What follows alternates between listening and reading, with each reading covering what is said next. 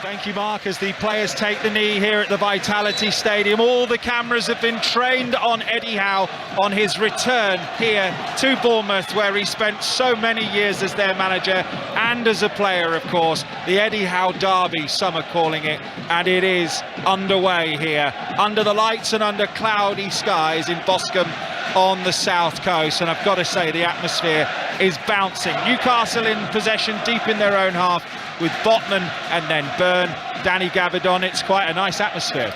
Well, it always is here at the Vitality. It's one of those kind of old school stadiums where the crowd's very close to the pitch, so always generates a really good atmosphere. Now it's really important that the Bournemouth players give the Bournemouth fans something to shout about as well. On the press early, Bournemouth looking to close down Fabian Schär in that kind of right centre half area. Yeah, nice press, and Trippier is hurried into playing a ball down the line. It spins high from the Bournemouth clearance, and it is an offside flag that's gone up, and it's a free kick to Newcastle in their white shirts, their green shorts and their white socks. Bournemouth in their traditional red and black stripes with the black shorts and red socks. And the referee here, Stuart Atwell, just wants a quiet word with Jefferson Lerma, I think it is, on the far side. In fact, it isn't. It's Jayden Anthony early on, and it will be a free kick for Newcastle, who've brought as many fans as they possibly can here. Around about 3,000 of them opposite us, all standing with their black and white striped shirts, the ones, of course, that have got tops on. As here's Isak through the middle for Newcastle. I'll run you through the teams in just a moment, but that's good defending back there from Bournemouth. And Bournemouth are in possession in their right-back spot with Smith, who'll play a high ball to halfway over the head of Botman. Solanke is trying to get hold of it, miscontrolled in midfield on the right-hand side there by Traoré, and Pope will hammer it downfield for Newcastle United. Head tennis in the middle of the pitch at the moment, but Newcastle have come up with possession 5 yards inside the Bournemouth half, and they'll play a ball down the right-hand side. Almiron is gamely galloping after that one, cleared into touch, throw in for Newcastle. So the big news really is that there's no Callum Wilson for Newcastle on his return here. He's picked up a slight hamstring injury, we understand. So the one change for Newcastle is that Isak plays through the middle, and Dominic Solanke, you've heard me mention him already, he's back after injury, which is great news for Bournemouth. Even better news is that Tavernier is back on the bench after missing 8 matches for them. He'd been in really good goal scoring form earlier in the season. The 8 matches since he played, they've only scored 1 goal. 2 minutes gone on 5 Live, 0-0 between Bournemouth and Newcastle. And he's got a pivotal role to play. I think Dominic Solanke coming in back into the starting 11. So you look at Bournemouth as a team, young, fairly young side, athletic, very mobile. So when the ball goes into Solanke, really important that his link play, his hold-up play is good, allows Bournemouth to get bodies up the pitch. Under a bit of pressure here, Bournemouth, deep in their own half, but they've won a goal kick. We'll keep you up to date with Celtic versus St Mirren as well in the Scottish Cup 5th round, and Scotland versus Wales, of course, in the Six Nations as well. It's pretty big at both ends of the table, this one.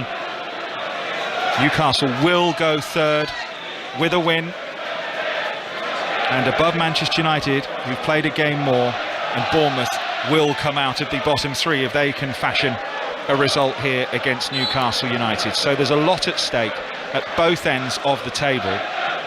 Bournemouth's record, of course, pretty dire of late. 1 win in 12 Premier League matches, just 2 draws in that time, 1 point and 1 goal since the World Cup, as the ball spins, the yellow ball, into the black sky above us, and Byrne hits it, thumps it against the legs of Traoré, and it's out for a throw in to Newcastle midway inside their own half on the left-hand side. Traoré, who joined on loan from Sassuolo.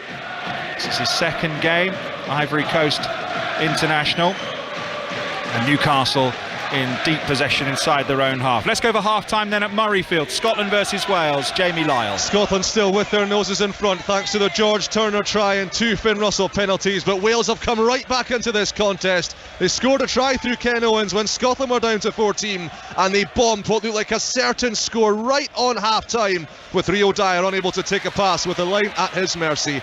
13-7, Scotland lead at the break.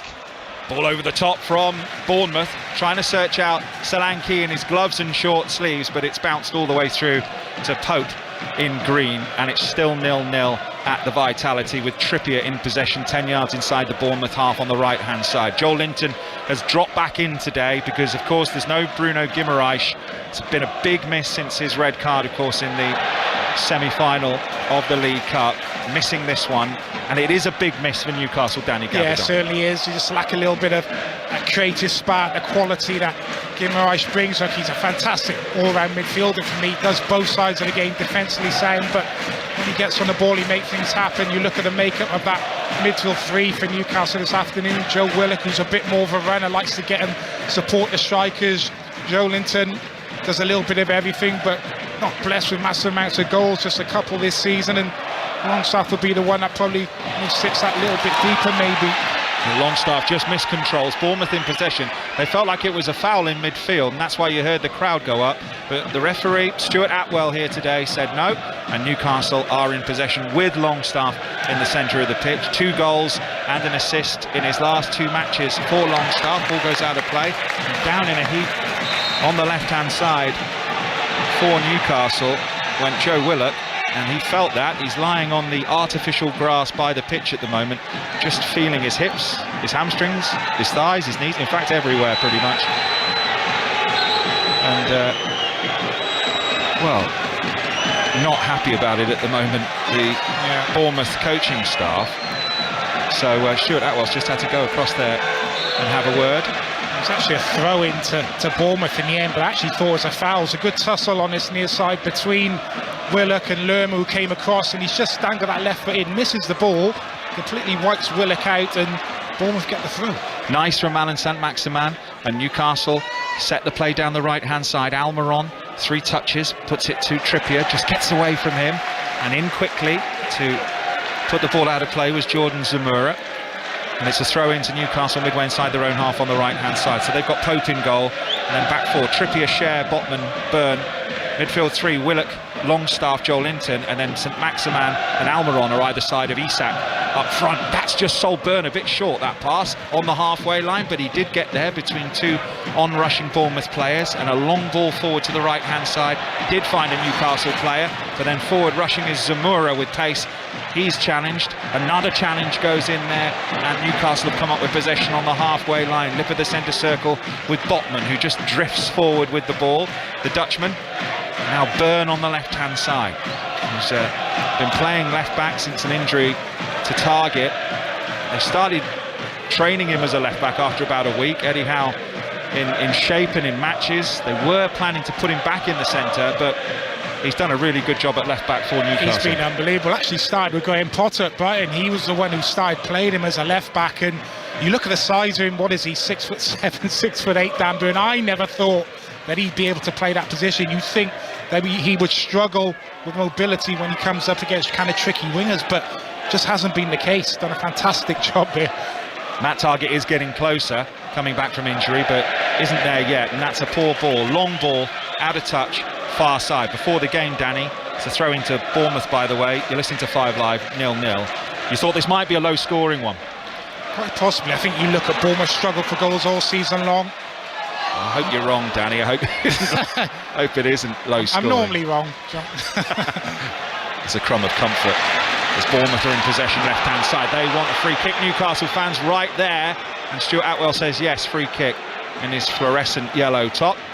And he's got 3 Bournemouth players around him, one of them Philip Billing towering over him, pointing his right hand in his face with his sweatband on, but he's unmoved, and it's a free kick. Foul on Almiron, who grabs his hip, and it's 20 yards inside the Newcastle half on the right hand side, and those fans you can hear in the background mostly are Newcastle fans here at the moment. Eddie Howe stands with his hands behind his back next to Jason Tindall. They're not used to being on this side. 450 games plus as manager for Eddie Howe. We didn't hear any sort of reception for him before the game because he kind of just crept out, really. He's not the sort to applaud above his head and do laps of the ground, so he kind of slipped out of the tunnel, and Newcastle are moving forward with Almiron and now Trippier, and there's a big chance here. Isak with a good interception from Bournemouth, and it's out for the first corner of the match, and it's for Newcastle on the far side. 10 minutes gone, 0-0. Yeah, really well worked move by Newcastle. Starts with some quick, slick passing in the centre of the pitch. There's Joe Linton who just spreads the ball out wide, and Bournemouth just caught a little bit out of shape and trying to get bodies back, and dangerous ball whipped into that near post area by Trippier, well defended in the end. Neither keeper's had anything to do as yet. Corner on the far side for Newcastle then. Trippier whips it in, far post, good header down, but Cher puts it wide. It was well wide in the end, I think. Neto unmoved in the Bournemouth goal, and it is a goal kick. Yeah, just 4 or 5 Newcastle players. They start lined up on the edge of that 18-yard box, and the ball just gets floated into an area. Fabian Cher gets it really well, clean header. I think Ouattara just about does enough, doesn't win the header, but just does enough to just knock Cher off balance in the air. He's not able to direct the header on target. Yeah, Neto has to clear again. The new club captain for Bournemouth, all in yellow. 33-year-old Brazilian, 1 cap for his country, loads of experience with massive clubs, Barcelona, Valencia, Juve, to name just a few. So good around the group, said Gary O'Neill. So he's given him the armband. And here come Bournemouth forward with Solanke. Tries to play a little through ball towards Traore, but it's intercepted. Bournemouth have got possession back inside their own half. And there it goes across. Jack Stevens, who's one of the changes for Bournemouth today, back in the side for Mepham. They've got Smith, Stevens, Senesi and Zamora across the back for Bournemouth. Jaden Anthony on the left, Billing and Lerma in the middle, Ouattara on the right-hand side, with Traore playing just in behind Solanke, we think. As Solanke's taken up a position on the right and will chase this long ball forward from Bournemouth, but across comes Botman, wins a header, only as far as Ouattara. And now in the middle, running forward, it's with Jaden Anthony. Good move this from Bournemouth, attacking to our right-hand side. Zamora and Anthony combining again. There are 3 in the middle here waiting for a cross. If they can find a delivery here, Bournemouth. There's a 1-2. It's nice from Zamora. He's into the penalty area. Byline, whips it back across. Headed away by Newcastle. Best move of the match so far for Bournemouth, but Newcastle have got possession back and then given it away. And Bournemouth have got it 30 yards from the Newcastle goal. Into the feet of Solanke, tries to find a little way through to Ouattara, cleared away by Newcastle, but only as far as Billing. Good pressure this from Bournemouth, 0-0, 5 live. In it comes into the penalty area, flicked header from Solanke, and Pope had to be quick across his line, and he put it out for a corner, and that's the first time a goalkeeper's been called into action. Yeah, really good phase of play from Bournemouth. Started with that combination play on our left-hand side between Zamora and Anthony. And they lose the ball a couple of occasions, but they're very quick to win the ball back on the edge of the 18-yard box. Eventually, the ball getting whipped in from that far left-hand side, and Solanke just looking to help it on and find that far corner. Smart save by Pope down to his left. Corner then from the right-hand side for Bournemouth. In it comes, headed away by Longstaff in the middle of the pitch. In fact, it was Dan Byrne, and it's out for a throw into Bournemouth on the right-hand side, 0-0. Really nice play. Solanke back in the starting lineup after injury. He's been out since the 7th of January, and boy do they need him right now. Tavernier also back on the bench for Bournemouth, someone else who was in good form before the World Cup, which I don't think has helped Gary O'Neill's team, that break for the World Cup. They put together a couple of decent results before that. Just speaking to my colleague though, Chris Temple from local radio, covers them all the time. He says they're not as bad as the results suggest, Bournemouth, and the fact they've got Solanke and Tavernier back and they've made these couple of additions, if they can score a couple of goals, they look relatively solid. I mean, they did well against Brighton last week, didn't they? And here's Willock for Newcastle, moving forward through the middle. Now Saint-Maximin, got a bit of space, tries a square ball, doesn't come off. Good little interception from Bournemouth, and Solanke picks it up deep in his own half. That's a lovely turn from Ouattara, moving forward through the middle. Little ball in towards Solanke, and it's just an important foot in from Botman for Newcastle, and it dribbles through to Nick Pope, and it's 0-0. Yeah, had to get there, Botman. Had the option of playing the ball out left, Ouattara to Anthony, but he just looked to reverse the ball back through the centre to Solanke, and if he doesn't get anything on that Botman, then Solanke's in on goal facing Nick Pope. Really good break though from Bournemouth. That's what they need to do this afternoon. When they win the ball back, that first pass forward, the ball needs to stick, and then they need to get bodies forward. They need to be really quick on the counter-attack, as will Newcastle. We know how they like to play also. Newcastle are in possession. Just Just 5 yards inside their own half. Bournemouth look at it here, you know, and there's some good battles going on in the centre of midfield. Lerma this time getting to the ball first. Here's Zamora, who's also started well, into Lerma, who's on the centre spot, and now spins into the feet of the small, low centre of gravity Traore. 22-year-old loses possession and won by Aaron Saint-Maximin. Could have played advantage there, Stuart Atwell, but decided to bring it up for the free kick, and it's a free kick for Newcastle, 5 yards inside their own half. Yeah, Newcastle are one of the hardest working teams in the Premier League, so when you come up against them, one of the things you have to do is match their intensity, match their work rate. 15 minutes gone. I have to say Bournemouth have certainly done that, started the game really well. More Premier League games than anyone else, 5 Live, as Pope races out of his area to tap it to Trippier, who then aims it towards the edge of the penalty area, and missing his kick up there was Cher. Wasn't actually a bad opportunity. It was on his left foot, 18 yards out. He had the space to fire it with his left foot, but maybe they'll get another chance here. Newcastle rolled into the feet of Saint-Maximin. His first touch just lets him down. That's a lovely step over, but he can't gather the ball with Tara on the right hand side, and Willock's come up with it. It's being played at 100 miles an hour this at the minute. 16 minutes gone. It's 0-0. Here's Saint-Maximin, who switches from left to right and finds Almiron, who is scurrying after the ball near the corner flag. Into the feet of Saint-Maximin. Little back heel. Chance for Longstaff to cross. Ball headed clear by Bournemouth. Newcastle fighting to get the ball back. A handball shout goes up against a Newcastle player, or was it against a Bournemouth player? Longstaff runs over to Stuart Atwell, the referee, with his arms out to his side, and the ball is safely in the arms of the Bournemouth goalkeeper Neto. What happened there, Danny? Yeah, difficult to see from where we are exactly what went on, but VAR, I'm sure we'll have a little check of that. Just asking the question here to the referee, Sean Longstaff. The ball came into the 18-yard box. Philip Billing tries to play a ball through, but he's overhit it, and it's through to Nick Pope, and now Botman will bring it out of defence into Longstaff's feet on the halfway line, into Almiron, who first time cushions it back to Cher. He won't thank him for that. Trippier's way forward. Longstaff is actually behind Trippier, who's 10 yards inside the Bournemouth half. Newcastle still in possession, deep in their own half, with Byrne, who looks for a forward ball. Let's nip to Celtic versus St Mirren in the Scottish Cup. Roddy Forsyth. 16 minutes gone. Celtic have taken the lead. Dyson Maeda in the typical position that Kyogo would normally take up, but Kyogo's gone off injured. Instead, his fellow countryman underneath the crossbar from Amoy, cut back into the net. Celtic 1, St Mirren 0. Cher for Newcastle fires a long, low ball forward. It was well read back there by Jack Stevens, who's done all right on his loan from Southampton. This is his 7th match. What a result as well for Bournemouth fans, and what a horrendous day if you're a Southampton fan today. Danny Gabidon against 10 men, late goal, 2-1 defeat. Crunching challenge on Saint-Maximin, who had several players round him, and now Bournemouth have got possession. Here's a chance. Ouattara, oh, he scuffed his cross, and Solanke was waiting. What a good opportunity that was.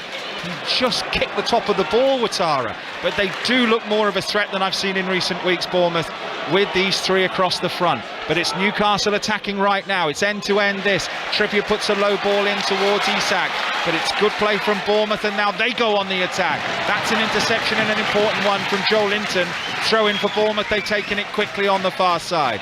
Throw in to Traore. Long ball forward towards Solanke, and Pope read it well. He came fully 30 yards out of his goal, kicked it into the stand, but it was a foul back there on Botman, I think by Solanke, and it's going to be a free kick for Newcastle. Yeah, started well, Ouattara on this right-hand side. And it's an easy square ball into Solanke, and then he's shooting at goal. Picks the ball up on his right-hand side, plays a little 1-2, gets in behind Dan Burn. He's just got to concentrate on the pass, and he's almost a little bit off balance on his kind of weaker right foot, and he scuffs the ball to Solanke. Well, it doesn't get to him in the end. If it did, would have been a fairly simple finish for him. 0-0 Newcastle in possession. 5 Live. Oh, that's a poor ball from Botman. Oh, that's again a slip at just the wrong time from Traore for Bournemouth. They could have been in there. There's a mistake out here. It feels like there might be a goal coming. Yeah, they've got to take advantage of those situations there, though, those area of the pitch, giving the ball away, Newcastle. Good long ball. Isak into the penalty area. He's still going. Isak to the byline. Challenge goes in. Corner. It was a straight ball down the right-hand side, and in the end, Bournemouth defended it well. But I just wonder whether Isak missed his chance to pull the trigger there at some point. Yeah, it took too long. I think it's Adam Smith that actually plays him on the far side, and Isak's in. He's on a slight angle, but he's got to let the trigger go there. And he allows Zamora to kind of get back and eventually kind of makes the challenge. Shouldn't have been able to get back, takes too long. Zamora does brilliantly because he's on the floor. He's sliding on his backside and he manages just to get his left toe to it. Corner for Trippier to take. In it comes. Headed away by Bournemouth, by Jefferson Lerma. He's got space to put it back in though here, and it's headed behind for a corner. It was Trippier on the right who whipped in another cross to the back post, and it was safety first from Jack Stevens, and Newcastle win another corner, 0-0. 20 minutes gone. Been a really fast start to this game from both teams. Good intensity, good energy from both. And a good little spell Bournemouth the last kind of 4 or 5 minutes. Good response from Newcastle though.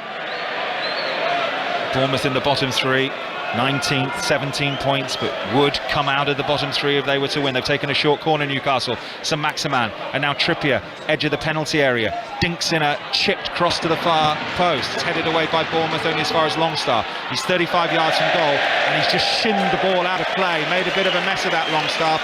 Again, good pressure from Bournemouth. They want to throw 10 yards inside their own half, but that was a bit sloppy. Fans hate short corners when they go like that. They never work, that's why. Tell me the last one that worked, I'm not so sure, but look, good pressure from Anthony there, because as the ball's cleared, it would have been a much easier pass from Longstaff back out wide in the red, recycling possession, and the ball's going back into the 8-yard box, but he puts Longstaff under pressure, forces the mistake from him. Eddie Howe takes his notepad out of his pocket and clicks the pen on and writes a couple of little notes, and Anthony Gordon goes and does a warm-up, signed for £40 million plus add-ons, of course, in the window. Would have been tempted, I think, to put him in today, maybe for Alan Saint-Maximin, who is in possession now and puts a good square ball towards Cher and then continues his run, and Cher drifts into the Bournemouth half, and Newcastle have it 0-0 on the right-hand side. Joel Linton, Botman, Trippier, 5 yards inside the Bournemouth half, puts a high ball forward which is intercepted, and Bournemouth have come up with possession in their left back position with Zamora, who moves the ball forward, checks, has to go back.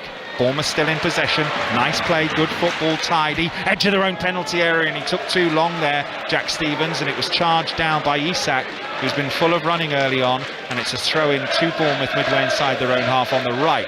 Yeah, good pressure from Isak there, but Stevens says Mutawa's looking initially as if he wants to come short, and the ball played into feet, and then last second he then spins it behind, but by that point Jack Stevens doesn't have that time to play that pass and gets closed down. The ironic cheers are because there's a Bournemouth free kick here, and the Bournemouth fans feel like they've been not given the rub of the green so far. It's 15 yards inside their own half on the left-hand side, and Lerma says to Smith, it's okay, I'll have this one, you go back. And they've got that three in a line, Bournemouth, who have looked more of a threat, but boy do they need to start scoring some goals if they are to avoid relegation, and that is a poor straight ball from Lerma. It's just gone straight out of play, needs to be better. Yeah, it does. That quality in the final third, something that Bournemouth have struggled with all season long. Problems at both ends here, really. What's kind of gone on between both boxes for Bournemouth hasn't been too bad, but worst defence in the Premier League, only 19 goals scored. You look at the kind of attacking stats, shots on target off, they're bottom of the league, so one or if not both of those kind of areas need to improve if Bournemouth are going to start picking up points. Pope with the goal kick high over the halfway line. Almiron comes up with it, back to goal. Trippier played down the line, and it spins nicely here for Isak, who's to the edge of the penalty area on the right hand side. He slips, Trippier is able to put in a low cross, and behind again for another corner for Newcastle United, 0-0. He's playing as a central striker, Isak, but he does love to kind of drift into wide areas again there. He's already got in once and should have pulled the trigger again. He's just kind of drifting out to that right hand side, Bournemouth's left, and he's finding a bit of joy where ball's played in behind or into his feet. Trippier again in front of the big screen on the far side. In it comes right-footed, swung in. Bournemouth have defended them well so far. Another towering header. They wanted handball there because Trippier caught the ball, but the ball was out of play, I think. Was it? No, maybe. Well, The assistant's flag came out of his hand somehow. Maybe it was Trippier while he was throwing it in. Did he catch the ball before it went out of play? We'll soon find out now. The ball goes down onto the floor. He's actually running back with the ball at the minute. Even Trippier doesn't want to give the ball back, but got good height, Newcastle, attacking those set pieces. The likes of Dan Burn, Botman, Fabian Schär, Joe Linton, but so far so good from a Bournemouth perspective. Being first contact on all of them. Yeah. Oh, it's tight, isn't it? Yeah, it looks like it actually does go out after he's caught it. I don't know the last time I saw that, you know. A player trying to catch the ball. Yeah, the linesman was right there though, wasn't he? Maybe too close to the incident to see it. Newcastle put a high ball forward. The header is won by Jack Stevens for Bournemouth. Billing in central midfield with Lerma win possession for the home side. And now it's brought forward by Zamora, but just a little pass. They're trying to transition quickly, Bournemouth. They're trying to break, and sometimes just the pass is letting them down. Maybe they're rushing things just slightly. Here's Solanke. He's got a chance to shoot here, and he does, directly into the backside of Byrne, which is a good 4 feet off the ground. Bournemouth moving forward down the right-hand side. Traore tussling for the ball with Willock, and Willock comes up on top. Comes out on top, I should say, and then Byrne volleys against Solanke. And it's behind for a goal kick for Newcastle United, who are unbeaten in 16. It's a top-flight record for them. One more, and they equal their all-time record of 17 matches unbeaten, which goes right back to 2010. They're in possession now, just 5 yards inside their own half. Willock on the halfway line, on the left. Saint-Maximin, 2 players around him, now 3 players, and has to offload to Byrne, and then Joe Linton. He's wearing the strapping, the white strapping on his right hand, with his bleached blonde hair, and he spins the ball to the right to Schär. Isak makes a run, collects the ball, he's under pressure, still with it, now finds Almiron, who's playing a little ball into the feet of Trippier, and then Almiron continues his run. Trippier tries to find Longstaff forward, but Bournemouth have come up with possession here, just inside their own half. Can they get hold of it with Zamora? They can, and this is promising for Bournemouth on the counter-attack. Zamora to Solanke, back to Zamora. Now Solanke again on the left-hand side, 25 yards from goal. Here's a chance maybe for a shot from Anthony, but he decides against it. Still got possession as a seagull flies through the night sky, lit up by the floodlights in front of us. Billing for Bournemouth midway inside the Newcastle half. Lerma, nice little ball. Bournemouth in possession. Good chance to shoot here, but it's gone wide. I think it was Zamora, maybe it was Anthony, who had it with his right foot. He fired it. It was one of those where he's tried to hit it with some dip and swerve, and he just didn't get it right. It's a goal kick for Newcastle. Yeah, just cuts across the strike rather than trying to use the instep and whip it into that far corner. He's just on the left-hand side of the 18-yard box, but good play from Bournemouth. They win the ball back deep, just on the edge of their own 18-yard box. The passing's really assured. They counter-attack quickly. Fair play to Newcastle. They get bodies back. They're back into shape, but then they're really patient, Bournemouth, with their possession. Eventually, the opening for Anthony on that left-hand side needs to do a little bit better with a strike, just that end product. Premier League commentaries here on 5 Live. We've already, of course, been at Arsenal versus Brentford today, and at half-time you'll hear from Mikel Arteta talking about Brentford's equaliser, which he feels should not have stood, as Bournemouth win possession back with Billing, whose giant strides take him over the halfway line, tries to play a ball through, good interception from Botman.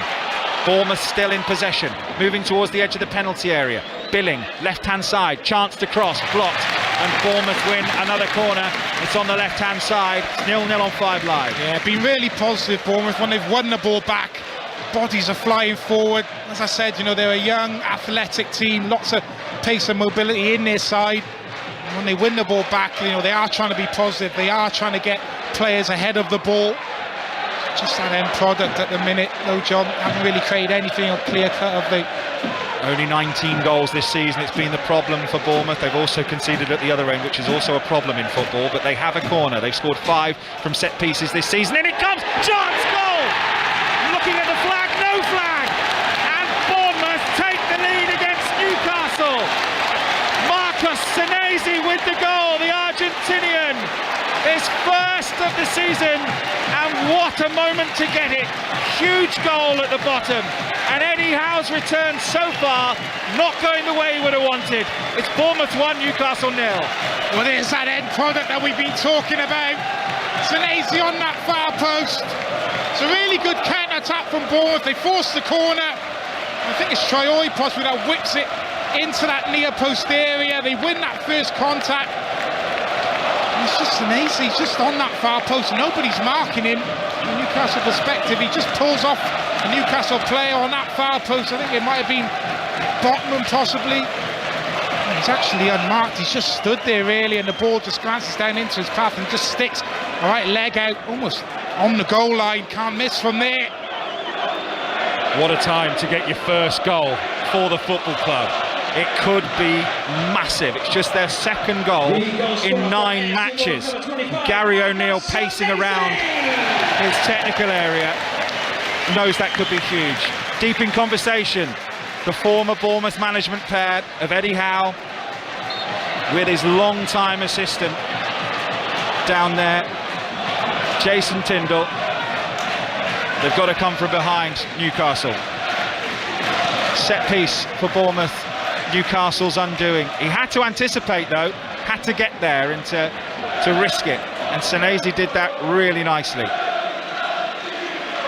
But as Danny said, once he was there, you'd think he couldn't miss. Well, it's so close, but Bournemouth players on the move, Newcastle players caught static as that ball's flicked on.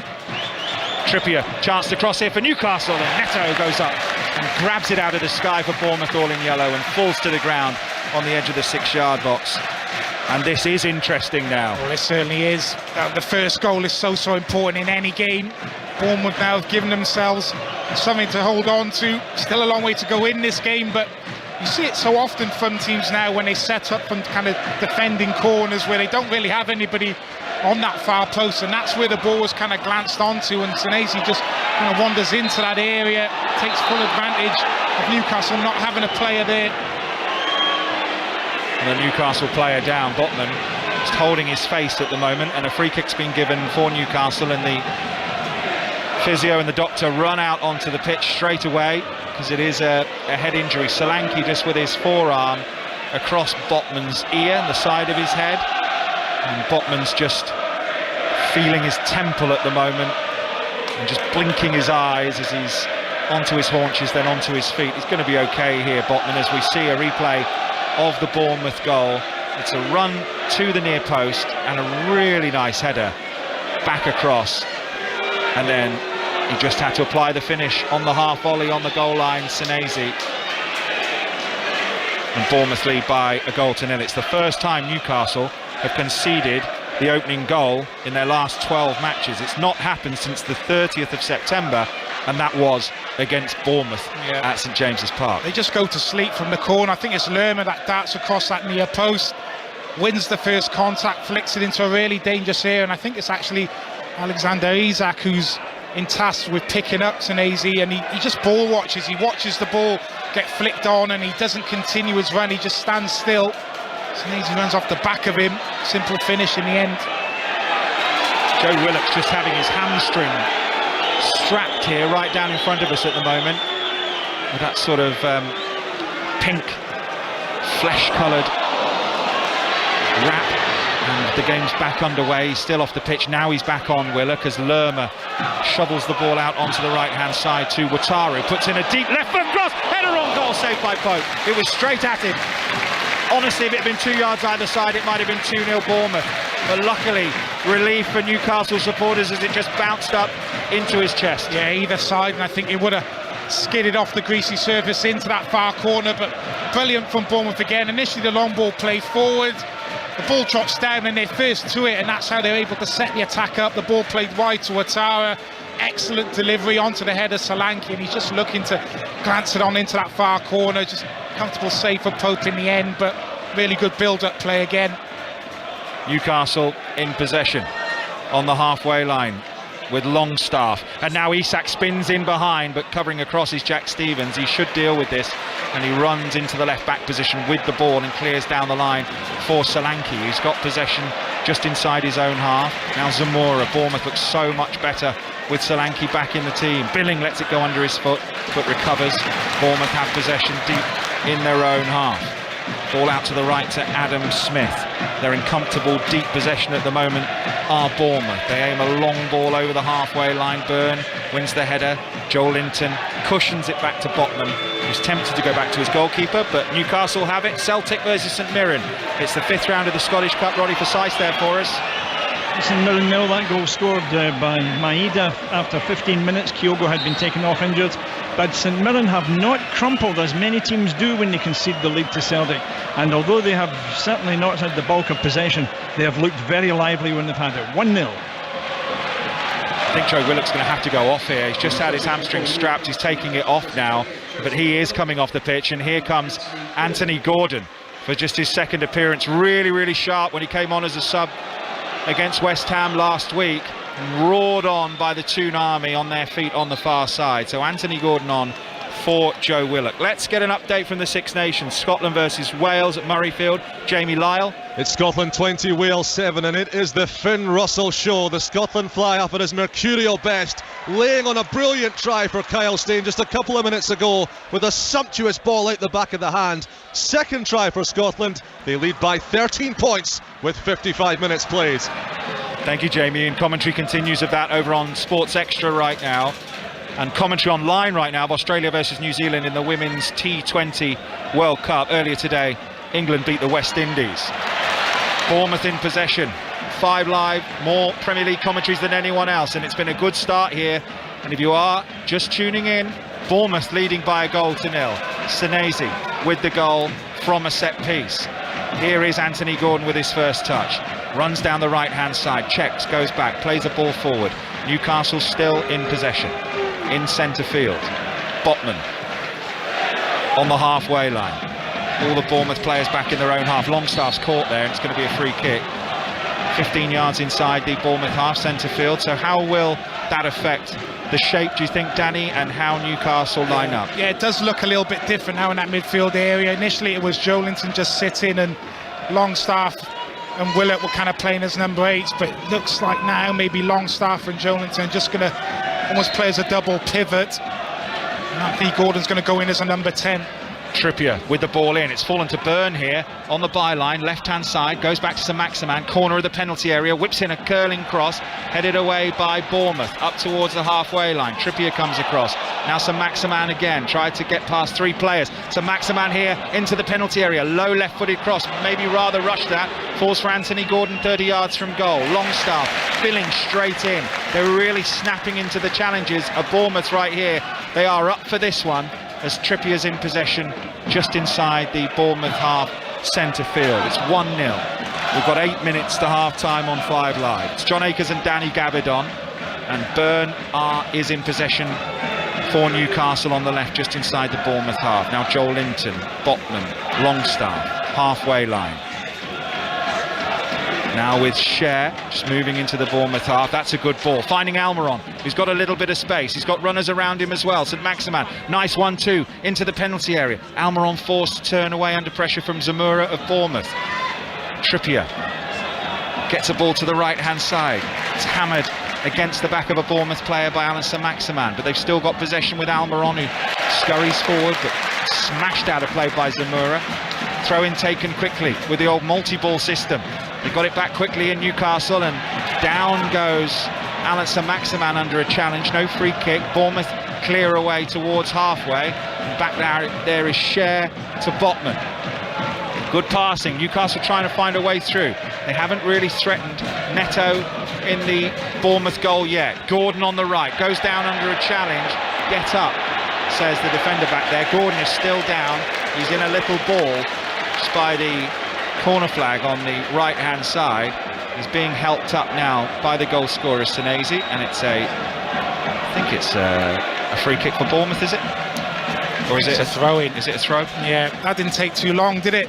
Anthony Gordon going to ground. He's making a little bit of a name for himself. He just got it over on that far side. He's like, tries a little step over and tries to knock it away from Senesi. There is contact there, but not enough for me to warrant a foul. Earlier in the Premier League, West Ham won, Chelsea won, as it's a throw-in on the far side for Newcastle, midway inside the Bournemouth half. Arsenal won, Brentford won. Palace drew 1-1 with Brighton as well. There's Botman and then Byrne in possession on halfway for Newcastle, rolled into the feet of Alisson Maximin, who tries to spin a ball over the top looking for Isak, who rises for the header but doesn't win it. Bournemouth have got possession with Solanke, and that's a nice little ball round the corner for Traore over the halfway line, but he just showed too much of it there to Trippier. And now they've got possession back with Joel Linton, who's so good in that midfield area. When he first signed him, he told me he'd be playing there and looking so dominant. I wouldn't have believed it, but he's played a good ball to Alisson Maximin, who's in the penalty area, and he puts in a low cross. Maybe he could have had a go at goal himself. Traore picks it up after a clearance from Bournemouth for Bournemouth, midway inside his own half, and then Smith spins the ball high downfield. Nice first touch from Ouattara, got the assist for the first goal, by the way, scored by Senesi. Ouattara's still going, little reverse pass, finds Anthony, and he just has it stolen off him by Byrne. He clambers back to his feet. They know they're in a game back there today, Newcastle, even with their fantastic defensive record this season. They certainly do. Bournemouth have been excellent, I have to say, out of possession in particular, where the decision making, when to kind of press high, when to sit off as a team. But they're not just sitting off and being passive. When the ball's getting played in certain areas, they're really aggressive, they're stepping in, they're winning the ball back, and then they're breaking quickly, causing Newcastle a lot of problems. Newcastle in possession on the far side. Gordon. Now Almiron. Level with the penalty area on the right. Trippier got a chance to cross in towards Isak. Stevens wins the header for Bournemouth. Heads away for Anthony. Into the feet of Solanke. Doesn't get there. Cher does. Newcastle in possession. 10 yards inside the Bournemouth half. Bournemouth leading by a goal to nil. Chip ball forward, headed away by Stevens. Head tennis. Newcastle come up with the ball. It's with Byrne, who's just at walking pace. 10 yards inside the Bournemouth half on the left-hand side. Isak to Sam Maximin, who is being hassled and harried and beaten out of possession by Jack Stevens. And eventually the free kick is awarded for Bournemouth. And it's a free kick just midway inside their own half centre field here for Bournemouth. Scotland versus Wales in the Six Nations at Murrayfield. Jamie Lyle. Two Kyle Steyn tries, both created by the dazzling Finn Russell, have put Scotland ahead by 25 points to 7. The first a sumptuous ball out the back door, the second a towering cross-field kick. Steyn finished both. Scotland 25, Wales 7. 59 minutes played at Murrayfields. 3 minutes to the break here. Bournemouth 1, Newcastle 0 on 5 Live. Earlier Fulham 2, Forest 0. Leicester 4, Tottenham 1. Tottenham went ahead in that game. Southampton 1, Wolves 2. I mean, that's a huge result down at the bottom of the table, and there's some Bournemouth fans talking about it just before came to the commentary position, because that is a huge result for them and a huge result for Southampton fans, obviously, and Nathan Jones. Down to 10 men, Wolves, for much of the game, over an hour, and scored 2 in the last 20 minutes to win it, Wolves 2-1. Newcastle in possession. As things stand, Bournemouth would be out of the bottom 3. Almiron has come inside and picks up the ball just inside his own half and scurries over it, puts the ball in towards Isak. Isak on the left-hand side moves forward for Newcastle United in their white shirts to Dan Byrne on the overlap, but that's something that maybe doesn't come natural to him, flying down the left-hand side, all 6'7" of him. And Joel Linton is in possession, centre field. Players wearing their black armbands today, of course, because of the earthquakes on Monday in Turkey and Syria. All our thoughts with everyone who's been affected by that, the families of those involved. Terrible tragedy as Newcastle are in possession, left-hand side. Oh, it's fallen to Isak here, low shot, straight at Neto. It was comfortable, he kind of scuffed it. He might have got his toe caught in the ground actually as he hit it. It just dribbled into the chest of Neto as he went low to the ground to collect it, and it's still 1-0 Bournemouth. He was never really on to hit the strike from Isak, didn't get it out of his feet quick enough as he tries to kind of cut back inside quickly, but it's a lovely link-up play. The ball initially going into him, a little dummy, and then he gets the ball back. As I say, never gets the ball out of his feet inside that 80-yard box quick enough to get enough power on the strike. Byrne with a header forward looking for Gordon, but he's out-muscled. Defended well so far, Bournemouth. One high bouncing ball, Solanke underneath it. doesn't win it. Newcastle do, but Bournemouth have the ball back in the centre circle with Jefferson Lerma. Now it's with Senesi, the Argentine. He's got one cap for Argentina. He hoists the ball forward, but that's not his best work, and it's bounced straight into the arms of Nick Pope. In June, his cap, just before the World Cup, obviously, played 28 minutes of a friendly against Estonia, which they won 5-0. Doesn't make a habit of scoring goals, but he's got a really important one here for Bournemouth so far, as Eddie Howe and Jason Tyndall stand on the edge of the technical area wondering what they're going to do, and at the moment they're just going to try not to go 2-0 down, because away goes Ouattara, puts in a low cross. Newcastle are there, so is Traore. Joel Linton's strong, does really well, but it's given away by Dan Burney. Slaps his hand together right down in front of us, because he knows he's given away possession just before half time. We're approaching the 45-minute mark. Here's Ouattara down the right hand side, low cross, chance here for Bournemouth, picked up by Billing, edge of the penalty area. Zamora might strike it. Zamora going down the left hand side, he showed too much of it to Trippier, got the ball back. There was a real opportunity in the centre there, I think, for Traore maybe to hit it, but he decided not to. 2 minutes of added time at the end of the first half, and that's a wasted pass forward, and it's a goal kick for Newcastle. Yeah, somebody needed to pull the trigger there. Ouattara's been excellent in this first half. He's a bit of a mixed bag, doesn't get everything right. I thought he actually could have just drove into the 18-yard box there, elected the cross, and it gets cut out. But then Newcastle sloppy in possession, as they have been quite a bit in this first half. They turned the ball back over quickly. And Zamora really should have hit that strike on the left-hand side of the 18-yard box, maybe elected not to on his weaker right foot, and the move breaks down. But excellent from Bournemouth again, been really good in this first half, not allowed Newcastle really to get a foothold in the game. Yeah, Burkina Faso international, 21 years of age. Ouattara has looked really lively. It's his second assist in this game in just his third match as Newcastle come forward. Here's Longstaff into the penalty area, great save. Neto on the follow-up, they've scored, and it's Almiron back to scoring ways. Oh, Newcastle just before the break for Eddie Howe have levelled it up, 1-1. Well, it comes from nothing really. Bournemouth been so good defensively in this first half, and Gary O'Neill be so frustrated with that just before half time. But that is the quality that Newcastle have, and cut you open in a heartbeat. Brilliant save from Neto initially, I have to say, from Isak. The ball just drops down to Almiron. He's in the right place at the right time, following up. It's just a square ball. It's actually Longstaff with the strike, sorry. The square ball played to him, and he just makes a deep run in between those two Bournemouth centre-backs. Gets the strike away. Neto with an excellent save down to his left, but he just palms it down into the path of Almiron. Nobody around him, and he just guides it into that far corner. Big goal for Newcastle on the stroke of half-time. You expect him to score, but he hasn't scored since Boxing Day. Hasn't really been in good goal-scoring form, but that's his 10th of the season now. He's struggled a little bit since the World Cup, but that is him back to scoring ways with a crucial goal just before the break. Perfect timing for Eddie Howe, who in his black tracksuit strides down the tunnel with Jason Tyndall, and Bournemouth must be wondering what's hit them. They look so secure, as Danny said. They've done so well at the back, and just before half-time they've got back to 1-1 Newcastle. Danny Gabidon. I have to say it's been an excellent first half. Bournemouth, for the most of it, have been superb. The energy levels, the work off the ball, winning second balls, breaking quickly on the counter-attack, obviously got their noses in front from the set piece, and then it's just about seeing it out till half-time. The game management, being focused, being determined not to concede, and they switch off there right at the end. Longstaff making a run from deep, nobody picks him up, gets a strike away. Neto makes a fantastic save, but it drops to Almiron, and he's cool and composed, strikes it into the far corner. Gary O'Neill will be so frustrated with that, because his team have been by far the better side for me. But a big goal for Newcastle back in this game right on the stroke of half-time. Half-time, Bournemouth 1, Newcastle 1. Thank you very much. Earlier in the Six Nations, Ireland beat France and got a bonus point in the process, so 2 out of 2 for them.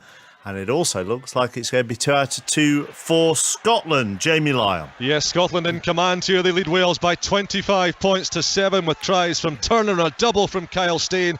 Both set up by Finn Russell. Just as you come to me, Wales blow a glorious chance to get back into this game as Rhys Carey fumbles with the Scottish line at his mercy. Scotland clinging on, but very much in command as far as the scoreboard's concerned. 15 minutes to play here. They are ahead by 25 points to 7. Still playing in the first half of the Scottish Cup tie at Celtic Park. Roddy Forsyth. Yeah, rather wider margin at Murrayfield than here in the east end of Glasgow, because Celtic are winning by 1-0. We're in stoppage time. They haven't had it all their own way. That goal came after only 15 minutes when Moy swept a cut back to Maeda, almost underneath the crossbar. It was a simple roll in for the Japanese striker, and Kyogo has gone off. He went off just before that goal. Celtic seem a little deprived of energy up front with his absence, and certainly St Mirren have put in a good shift tonight. Alex Gogic just a few moments ago sweeping a shot over the crossbar from their best move of the half. We're just waiting for some other, I don't know if it's a VAR stoppage. We don't get told during this game. There are just stoppages, but anyway, we've stopped again while we await a corner kick for Celtic, and it's Celtic 1, St Mirren 0. Elsewhere in the Scottish Cup, Championship side Ayr needed extra time to beat League 2 Elgin by 4-1. Kilmarnock knocked out 10-man Dundee United 1-0. Inverness won 3-0 at Livingston, and Wraith knocked out Scottish Premiership Motherwell by 3-1. If you're interested in your European football, Paris Saint-Germain have been beaten this evening in Ligue 1 by second place Monaco by 3-1, so the gap between the two at the top is 7. And in the Premier League today at lunchtime, West Ham won, Chelsea won. A very odd non-VAR decision on a Thomas Souček handball that you'll want to see on Match of the Day. You might want to talk to Chris and Robbie about as well. In the 3 o'clock games, Arsenal 1, Brentford 1, Crystal Palace 1, Brighton 1, Fulham 2, Nottingham Forest 0, Leicester thrashed Tottenham 4-1. Southampton were beaten at home by 10-man Wolves by 2-1. 08085 909 693 if you want to talk to Chris and Robbie. Reaction to all those games to come as well, after Stuart Clarkson with the news at 21 minutes past 6. Listen on BBC Sounds. This is BBC Radio 5 Live. Mark, thank you. Detectives say they've now made 15 arrests in connection with violent disorder near a hotel housing asylum seekers on Merseyside last night. A police van was set on fire during the incident in Knowlesley. The Home Office says what happened was totally unacceptable, and says it's working to make sure the asylum seekers are safe. The UK charity Appeal for Survivors earthquakes in Turkey and Syria has raised more than £50 million in its first 48 hours. 25,000 people are now known to have died, with efforts continuing to help those made homeless. The latest figures show almost 900 migrants have crossed the English Channel in small boats in the past week. 2,000 people have arrived on UK shores so far this year. That's already higher than the first 2 months of 2022. The President of Poland says it'll be difficult to provide Ukraine with the fighter jets it says it needs to fight Russia. Andrzej Duda told the BBC any decision to deliver US-made F-16 planes would have to be taken collectively by NATO, and that giving them away could weaken Poland's own defences. And the stars have been arriving on the red carpet at the O2 in London for tonight's Brit Awards. Harry Styles and Wet Leg are among those up for awards. Both have 4 nominations each. The year is 1978. Kate Bush releases her seminal debut album, The Kick Inside. And on the record's 45th anniversary, we're celebrating the icon that is Kate Bush. 6 Music's deep dive into The Kick Inside. You can find archive interviews and exclusive performances, as well as playlists and programmes featuring artists she's inspired. She was in her own world that she had created herself. Way ahead of their time. For all this and more, open BBC Sounds, click the music tab and scroll to find Kate Bush's Artist Icons collection. This is 5 Live Sport. Half-time has gone in the Scottish Cup, and Celtic lead St Mirren by a goal to. Also half-time in the National League, and it's Chesterfield 1, Notts County 1. Just over 10 minutes to go at Murrayfield, so let's head back to Jamie. And just 10 minutes separating Scotland from our first time of winning 2 from 2 in the Six Nations era. They lead Wales by 25 points to 7, thanks to those second-half tries from Kyle Steyn. Both of them set up by an in-form, red-hot Finn Russell, who is very much on his mettle today. Scotland attacking as you come to me, looking for this bonus point try. And former Scotland number 8, Johnny Beattie. A number of questions were asked of this team after they beat England. Could they back it up? They're answering them, Johnny, pretty emphatically so far. They are. 10 minutes to go, but their pack has been fairly dominant. Wales threatening to burst into life. Plenty of visits to the Scottish 22, but just not able to capitalise. Scotland on the burst again. Oh, Scotland are scoring again. It's another cracker. Finn Russell with a hand in it. And in charges Blair Kinghorn.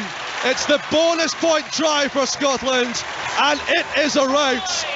It is the win they craved, and it's going to be a 5-point victory.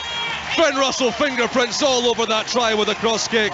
The ball inside from Duan van der Merwe, and Blair Kinghorn scores in the 71st minute. With the conversion to come, it's Scotland 30, Wales 7. Perfect timing. Did tell you not to be worried earlier, Johnny. You did. It's very much in our national psyche, of course, remember that. But nerves are a good thing, and that's it. Now it's finished. Comprehensive now, 10 minutes to go. The Scottish pack has been fantastic to watch, but Finn Russell, the back line, the distribution, and the three-quarter line, the amount of tackles broken, offloads, and the threat that they've shown, absolutely superb to watch. Nothing to worry about, as you said. But actually, the fact that it has been so emphatic, it's not that they've just scraped over the line here. It is emphatic. What a platform for the rest of the Six Nations for them, and beyond. It is. It's a World Cup year, but again, they won't. It's a horrible cliche, but they cannot look further than their next game. They've got to take on Ireland here, who've just dismantled France. They've got to play the top two nations in World Rugby, France and Ireland, before they get to Italy in the last game. So, look, it's a huge shot of confidence in the arm to Scottish Rugby, the players, the belief they'll have in themselves. But they have to keep going. They have to keep building and believing. But some of what we've seen today has been absolutely fabulous to watch. Jamie, Johnny, thank you. The conversion was just missed, so Scotland lead by 30 points to 7. And as you heard Johnny say earlier, Ireland beat France, bonus point victory because they ran in 4 tries as that finished 32-19. The conclusion is Scotland-Wales on Sports Extra, or you can watch it on BBC One. In the opening game for England's women at the T20 World Cup, they beat the West Indies by 7 wickets. Australia currently taking on New Zealand. Australia 165 for 8 in the 19th over. That's on the BBC Sport website. And at Newbury earlier, Auchinrisk edged out pre-race favourite Filey Bay to win the Betfair hurdle, while at Warwick, the Nicky Henderson-trained John Bonn maintained his unbeaten record over fences with victory in the Kingmaker Novices Stakes. Let's go back to the Premier League. Arsenal won, Brentford won. Ivan Toney's equaliser allowed to stand after a VAR check. Here's Mikel Arteta. Well, this is the Premier League, and to win is very difficult. I think we made the most complicated thing was to break them down. We did that. We insisted a lot. I think we had them in many situations hanging there. We scored the goal, and then we needed to have those 10-15 minutes of dominance and go for the second goal. On that moment, okay, we consider a set play. And from there, we apply certain principles that are very clear within the rules to maximize our efficiency in there. And it seems like the rules changed and the goal was allowed. You felt the goal should have been ruled out? Yeah. For offside? It's offside, yeah. It's offside. Yeah. Have you had the chance to have a look at it already? Yeah, many times from many angles. Why do you think it wasn't ruled out? I don't know. That's not a question for me, but nothing. It's too late. It's okay. It can happen, and against Brentford, they are excellent at what they do. But unfortunately, we dropped 2 points. That must annoy you, because you must be very pleased with the way a large part of the game went. You stuck to your guns. You got the goal. You took the lead from the beginning. It's a team that it's constantly restart. The way they play, and they want to break it down this way.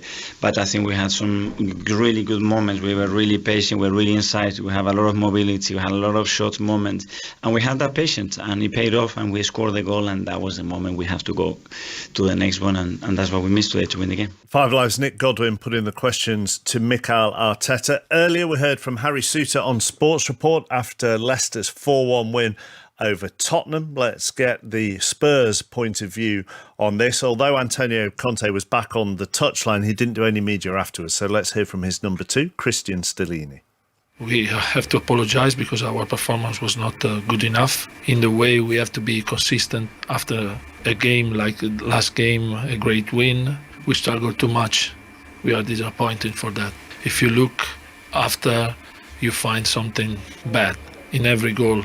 Their first goal was a great goal because in the second ball after a set pieces was direct and was good.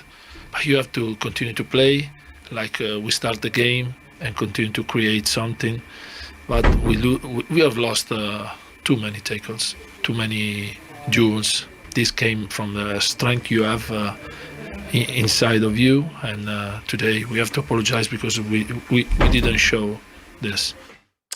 Christian Stellini, Tottenham's assistant manager, after their 4-1 defeat at the King Power. To the lunchtime game, West Ham 1, Chelsea 1. Here's David Moyes. If you'd given me a point after 20 minutes, I'd have shook your hand and walked away then, because we didn't start well. They were good, but we made some really basic errors defensively in the opening part of the game. And passing the ball in the first half as well, passes went astray. Yeah.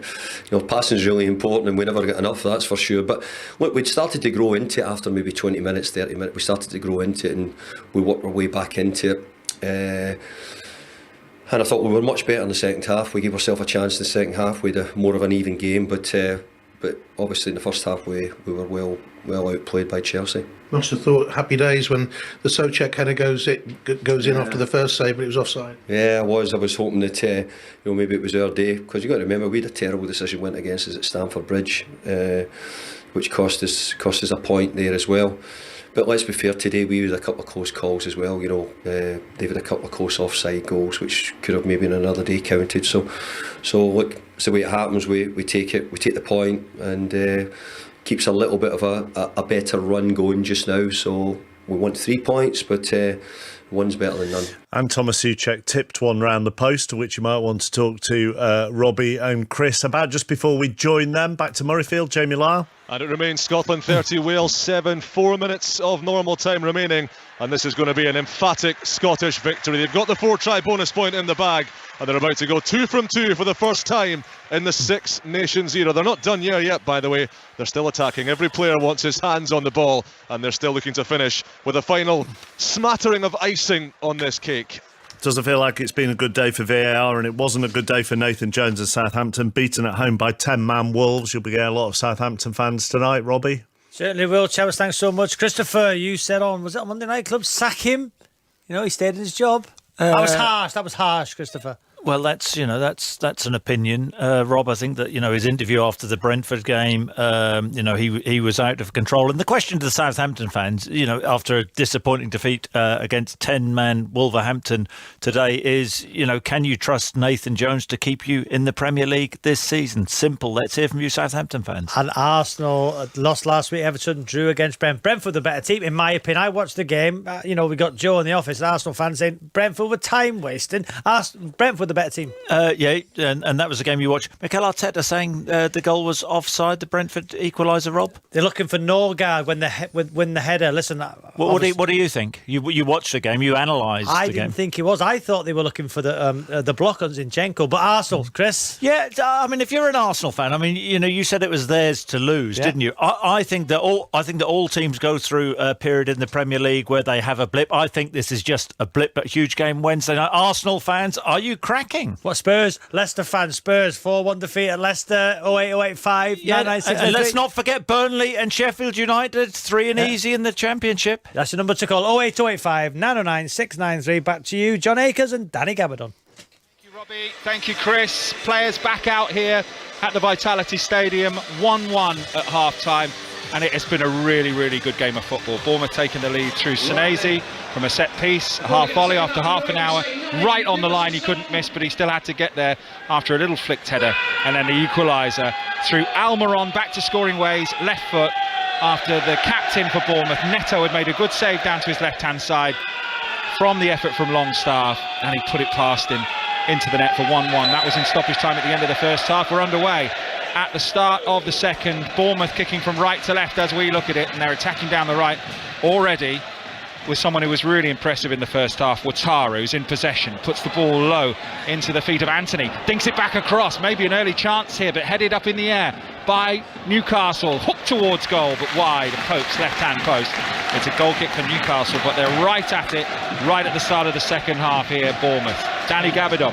Yeah, that man Wataru involved again. Early ball played in behind Dan Burn, and he just lays the ball back, dangerous ball into the box, comes to nothing in the end. Billing just stabbing at the ball, not able to get it on target, but good start to the second half from Bournemouth, and they need to keep those intensity levels high. The intensity levels drop, John, then Newcastle are going to come into the game a little bit more. With the quality that they have, it might be a bit of a problem. Earlier on you said that's the longest Wi-Fi password you've ever seen for the press box. I've never seen anything like it. Well, it's kicked me out and it wants the password again now. All the best, mate. I haven't written this much since my GCSEs. You need to tell the listeners what the password actually is. Honestly, it's a strange one. It's like one of those what 3-word type passwords, but it's 4 words. Honestly. Anyway, might get back in by the end of the game. Meanwhile, Newcastle have a free kick on the halfway line, which Trippier will take. Puts it forward to the edge of the box. It's headed away by Bournemouth. Away goes Ouattara trying to win the ball. Cleared away by Smith, who comes and helps him out. Plants the ball high over the halfway line, looking for the run of Traore. And there's Joel Linton just tidying up, gets it back to Trippier. It was end-to-end first half. They'd have put a lot in, actually, both of these sides, especially the two midfields, Danny. And that is the worry, probably more so from a Bournemouth point of view. They worked very hard in that first half. So that's what I was saying, really important that they don't let those kind of energy levels drop. Gary O'Neill, I'm sure, will utilise the bench as well. Almiron. Newcastle attacking, edge of the penalty area, into the feet of Isak. Almiron gets it back, 2 in the middle waiting. Trippier with the cross, hits the back of Zamora. Gordon was waiting in the middle and still is, because it's fallen back to Trippier, into the feet of Gordon. Chipped into the penalty area by Trippier, and it's out for a throw near the corner flag on the right-hand side. Let's go to Scotland-Wales, Six Nations, Jamie Lyle. In the final minute here, and Scotland lead by 35 points to 7. They're home and hosed, and they're about to go 2 from 2 for the first time in Six Nations history. Here it's still 1-1. Throw-in taken by Newcastle. They're in possession with Joel Linton. Central midfield. Follow all the Six Nations reaction. Download the BBC Sport app for your smartphone or tablet. Follow it all on there as the ball's played forward. Looking for the run of Ouattara, and out comes Pope and clears away, puts it into the stand, and it's a throw-in for Bournemouth on the right-hand side, 1-1. They've done a really good job, Bournemouth, of containing St Maximin in particular. Armour's been pretty quiet, of course. He popped up with the goal, but every time St Maximin's got the ball, he's had no space to operate in. He hasn't really been able to get in behind. All the ball he's had has kind of gone into his feet, and as soon as it goes into his feet, there's 2 or 3 Bournemouth players snapping in and around him. That was nice from Jack Stevens of Bournemouth, who's just put Anthony Gordon on his backside, went sliding in. It was one of those see ya kind of moments. Yeah, a little chop back inside, fake to play it up the line. Bournemouth have lost possession. Joel Linton into the feet of Isak, midway inside the Bournemouth half. I think it was a free kick, but the referee says play on, puts the ball towards Almiron, doesn't play the advantage, and Bournemouth have possession midway inside their own half, with Anthony scurrying forward, product of the academy, into Zamora. Now Longstaff. Newcastle in possession with Botman and Cher, and now Byrne deep in his own half. Update Scotland, Jamie Lyle. And with one swing of the right boot, Finn Russell brings this game to a close. Scotland 35, Wales 7. A monumental 5-try victory for the home side. They've won their opening 2 Six Nations matches for the first time in championship history. This team is on a roll. They've answered some big psychological questions, and they have committed a rout of Warren Gatland's Wales. Scotland 35, Wales 7, the full-time score. Thank you, Jamie. What a scoreline that is. 35-7 for Scotland, as Newcastle are in possession on 5 Live on the left, and Byrne just lets it run out of play. Crowd on the far side like that, and then he booted the ball away, and that's why you heard all the cries of derision on the far side. Only holds sort of 14,000, but it really does generate an atmosphere here. Heard Eddie Howe saying that the year that he left, the year that they were relegated to the Championship, the fact they were playing behind closed doors had a real effect on Bournemouth, because of the lift that their supporters here can give them, and they're really going to need that if they're to stand any chance of staying up this season. One more goal from them for their supporters would give them a glimmer of hope, especially after the result for Southampton today, losing at home to Wolves, after Wolves went down to 10 men when Lamina was sent off. Here's Almiron for Newcastle, who are trying to keep up the pressure on the top. Almiron twisting, turning, low ball in. Bournemouth pick up possession, given away. Longstaff, chip forward towards Isak. Isak back to Longstaff. Longstaff still shoots low, Neto saves. Into his midriff, then he looks to get rid of the ball quickly here, Neto. But that was a nice little opening. He looks a real threat, actually, Longstaff, doesn't he? He's playing very well. Poor from Billing, though. Got to clear your lines here. gives it straight back to Newcastle on the edge of the 18-yard box. Good composure showed by Longstaff. He's got 2 or 3 Bournemouth bodies in and around him, but somehow manages to create half a yard, gets the strike away, straight at Neto in the end, but comes from the mistake from Billin with a clearance. Trippier with a foul on Solanke has handed Bournemouth a free kick here, 20 yards inside the Newcastle half on the left-hand side, a chance to deliver from deep. I'm pleased to know that I've managed to put in the SA for the Wi-Fi code and I'm back on. 1-1, 6 minutes of the second half gone on 5 Live. Bournemouth taking the lead through Senesi, equaliser from Almiron just before half-time, and Senesi's just gone down actually off the ball on the halfway line, sitting on his backside, and he looks in some discomfort. Now he's up onto one leg and now 2, and we are going to have to see him go off here. So a bittersweet evening for Marcos Senesi, the Bournemouth goal scorer, tapping in on the line following a corner and a flick from Ouattara, and he's going to be replaced by Chris Mepham. So it'll be Mepham and Stevens centre halves. That's like for like. Mepham was one of the players to miss out. He started against Brighton. Jack Stevens coming back to fitness, so the 2 of those will play together. That's a blow. Never like changing your centre-back pairing, do you, midway through? You'll know that more than most. Free kick going to be taken by Bournemouth, swung in. Not the best delivery from Traore. It's not quite got going yet, whereas Ouattara's looked a real threat, and so has Solanke so far in the game. He's limping, is Senesi, and he's just put an ice pack on the bottom of his back around his coccyx.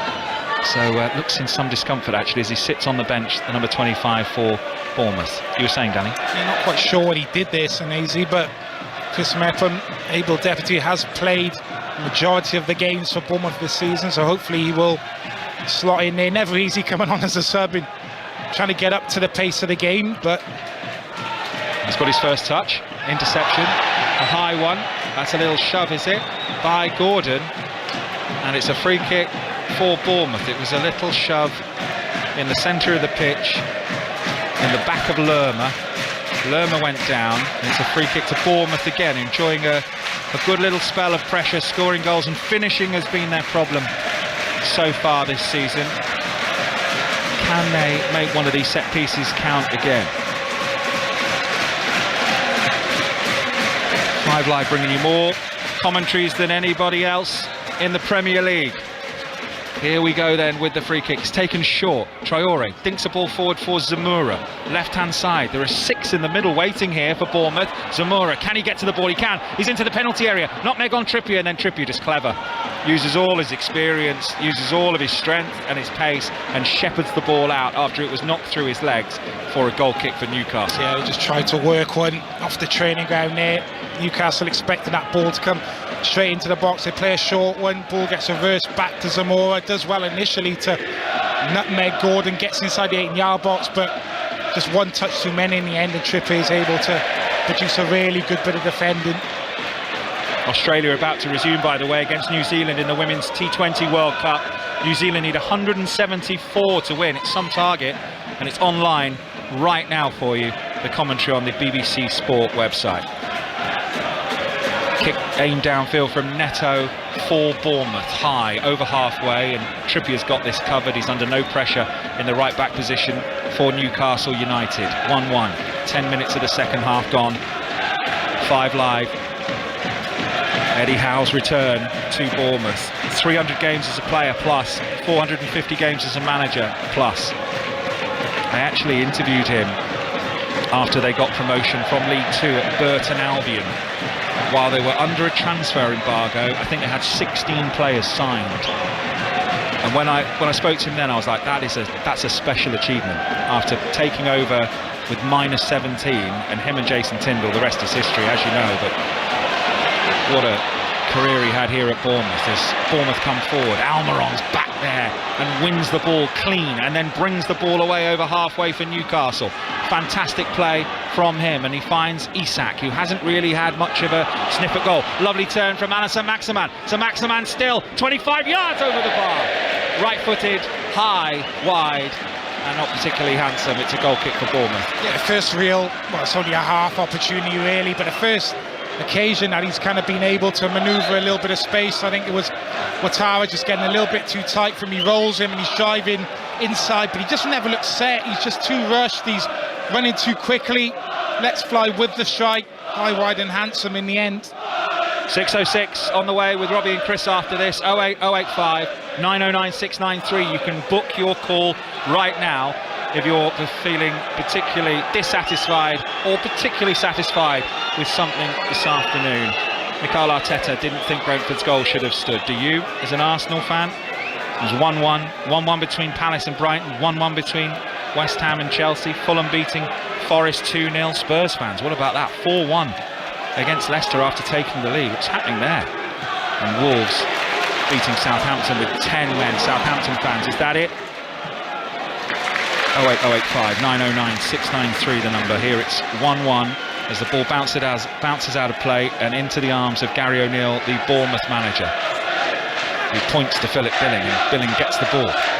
And he puts a high left-footed ball forward towards Solanke, back from injury, brings the ball down, and then gets a little nudge in the back, clever from Byrne, and it's going to be a free kick for Newcastle after they won back possession.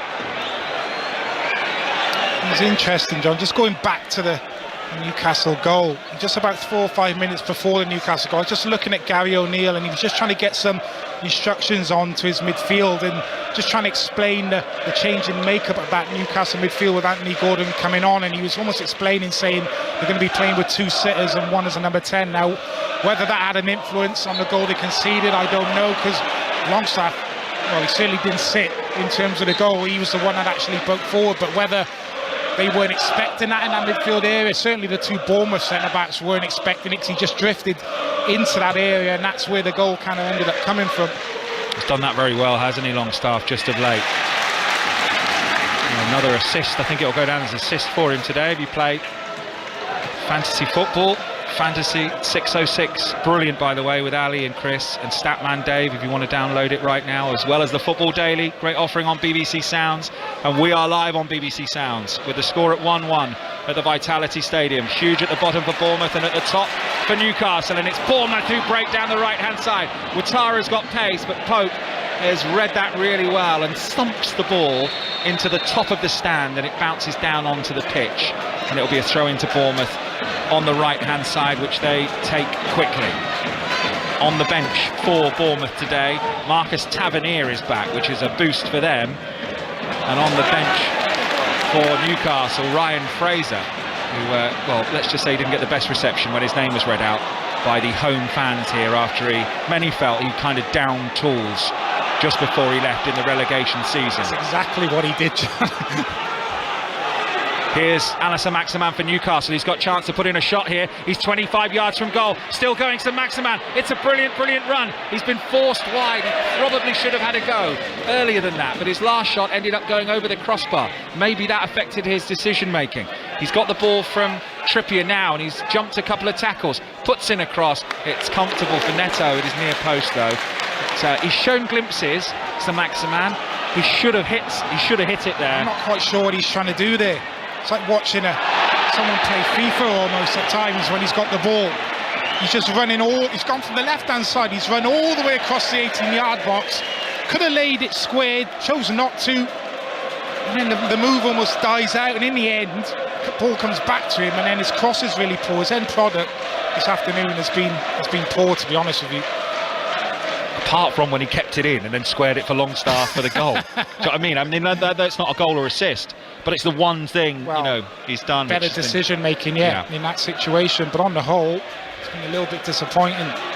Well, Anthony Gordon has just been booked. Second foul in about 10 minutes, something like that. So he's been booked for Newcastle, just ran across the legs of Ouattara as he was attacking for Bournemouth, who are about to make a change. I think Tavernier might well be coming on. He's got a little black bottle of those smelling salts, and he's just sort of wafting that under his nose at the moment. And Bournemouth have a free kick after that Gordon yellow, and it's whipped in by Traore, and Byrne stretches and puts the ball over his own crossbar, and it's a corner for Bournemouth at 1-1.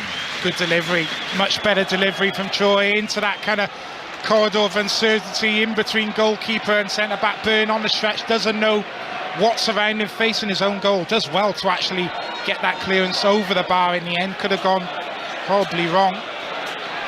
Third corner for Bournemouth. Newcastle have had 4. In it comes low.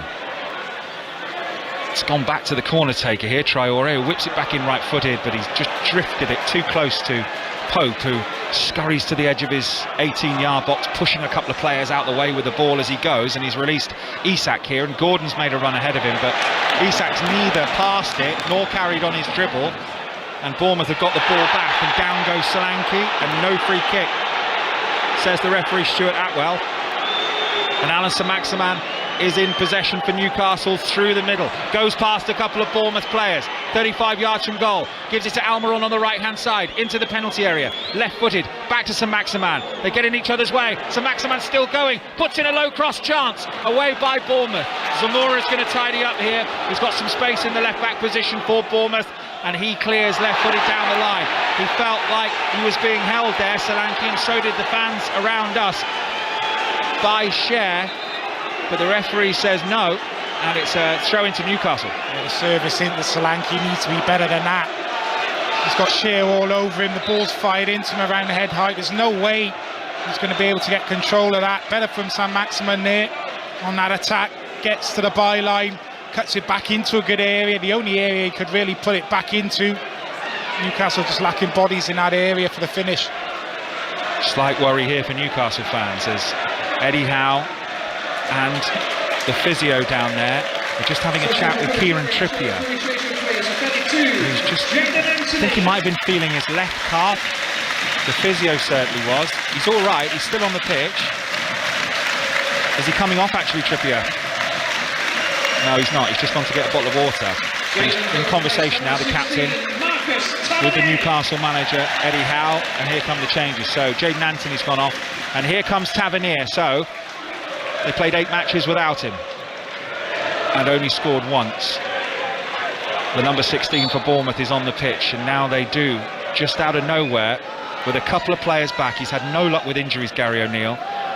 They have what looks like a threat with Solanke and with Tavernier and with Ouattara, who's looked really bright, and Traore up there as well. Suddenly they look like they've got a goal in them, Bournemouth. Danny Gabardon. Yeah, Tavernier has been a big miss for them in terms of their assists, creating chances. I think he's got 4 assists this season, top assist maker for Bournemouth, so Gary O'Neill will be delighted to have him back. Looks like he's just come on this left side.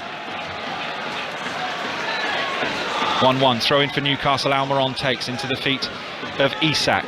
They're deep in conversation down there. Jason Tindall and Eddie Howe talking about what changes they'll potentially make. Newcastle in possession just on halfway. They've got a young lad called Lewis Miley on the bench today. He's only 16 years of age, attacking midfielder. In comes the cross, it's too deep, and it's all the way out for a goal kick to Bournemouth. 16 years of age. I hate looking at the dates of birth, Danny. 2006 he was born. I feel old right now. I've got socks older than that. I was looking at him actually, he's a big lad for his age as well. I was watching him kind of warm up before the game. He looks about 6'2", 6'3". Not sure what his mum and dad have been feeding him, but he's 3 years older than my son. Oh, my stepdaughter's 16. 2006 though. Goal kick then for Bournemouth, which Neto, the captain, who's been given the armband, takes. I just wonder whether when he watches it back with the goalkeeping coaches at Bournemouth, whether he'll think that he should have turned it around the post. The initial effort from Sean Longstaff. It's being harsh because it's a sharp save with his left hand. It's down low. But I bet when he watches it back, being the experienced keeper he is, he thinks, I wish I'd turned that around the post. I think that's what a lot of people say. You know, if you're palming it away, can you palm it away from the danger zone? But I think he has to react so quickly. I think it was actually a good save, and you're just trying to get a hand on it, really, and not thinking about where you're going to palm it to. I think I've got to give a lot of credit to Almiron as well for being in that situation. So often you see wide players who are outside the 18-yard box and balls drop into that area and they're not there to tap the ball into the back of the net. But that's probably been the big change with Almiron this season and the amount of goals that he's got. He needed that one. I was just chatting to Matthew at BBC Newcastle, who was saying that he missed a few and then he's just started making sideways runs and sideways passes rather than those forward runs, being brave like he was. So that will do his confidence a world of good. 10th goal of the season. Well, I think the way Newcastle play now as well helps him. If you look at how he had to play under previous managers, picking the ball up in his own half and to beat 3 or 4 men. Well, the jeering you can hear is because Ouattara, whose shirt says O.Dango, by the way, has gone down again here under a challenge from Byrne, and he's holding his face. We haven't seen a replay yet which shows why he's holding his face as he goes running alongside Dan Byrne, but he's slapping the ground with the palm of his hand, and now the doctor and the physio are out there for Bournemouth just checking him over. The fans right over on the far side, as you can imagine, reacted. I don't know whether it was an elbow or maybe a boot on the way through. It's just like a straight right arm from Dan Byrne. They have looked to do that, Bournemouth. They've looked to get that ball in behind Dan Byrne and use the pace of Ouattara, and he's just looking to make a run in behind as that ball's played, and Dan Byrne, it's just that right arm kind of comes out and just catches Ouattara around the neck kind of face area, and he goes down. The linesman is right there on that side. Don't think he gave anything. Don't think it was intentional from Dan Byrne. It's one of those things you kind of do as a defender. You know the forward player's looking to make a run in behind you, so you just kind of get your arm out. You're almost just trying to block the run a little bit, and he just catches Ouattara in the face. They saw those ones though, aren't they, when you get it just on the bridge, top of the bridge of the nose and across your eyes. You just see it again now as a long ball comes forward, and it's just the right arm of Byrne straight into the face of Ouattara. What do you think, having seen that one? No, I don't think it's that bad, to be honest with you. The arm does come across, he does catch him. Yes, you'd probably say that's a foul. It's just a straight race for that ball in behind, and Dan Byrne struggling a little bit for pace, so he just panics a little bit and gets that right arm out and does catch him. It should have been a foul for me. He's so tall, isn't he, that if he does put his right arm out shoulder height, it hits most people in the face. Gordon charges it down. Isak with a chance. He's placed it over the bar. He's offside anyway. The flag's gone up, and it will be a free kick to Bournemouth. And the ball just dropping down to Isak, but he's offside. I think the shot takes a little nick off Stevens as well. It's just a clearance from Mepham that hits Gordon. It just drops down to Isak, just on the right-hand side of that 6-yard box, but just a fraction offside. Of course, Newcastle fans will be thinking about that EFL Cup final against Manchester United on the 26th of February. No doubt about that. Eddie Howe says we've got 2 games to focus on before then, but the clamour for tickets has been quite something on Tyneside. Apparently Eddie Howe has been getting texts from numbers he doesn't even recognise asking for tickets. Here's a big chance. Tavernier right-footed for Bournemouth in the penalty area. Slaps his own wrist, because that is a big chance for Tavernier. Probably come too early for him. Quite possibly is a good chance though. Yes, on his weaker right foot, just scuffs the shot in the end into the hands of Pope, but it's a lovely ball, just slipped inside into his path, touch out with his feet, and even though it is on his weaker right foot, should have done a lot better with a strike.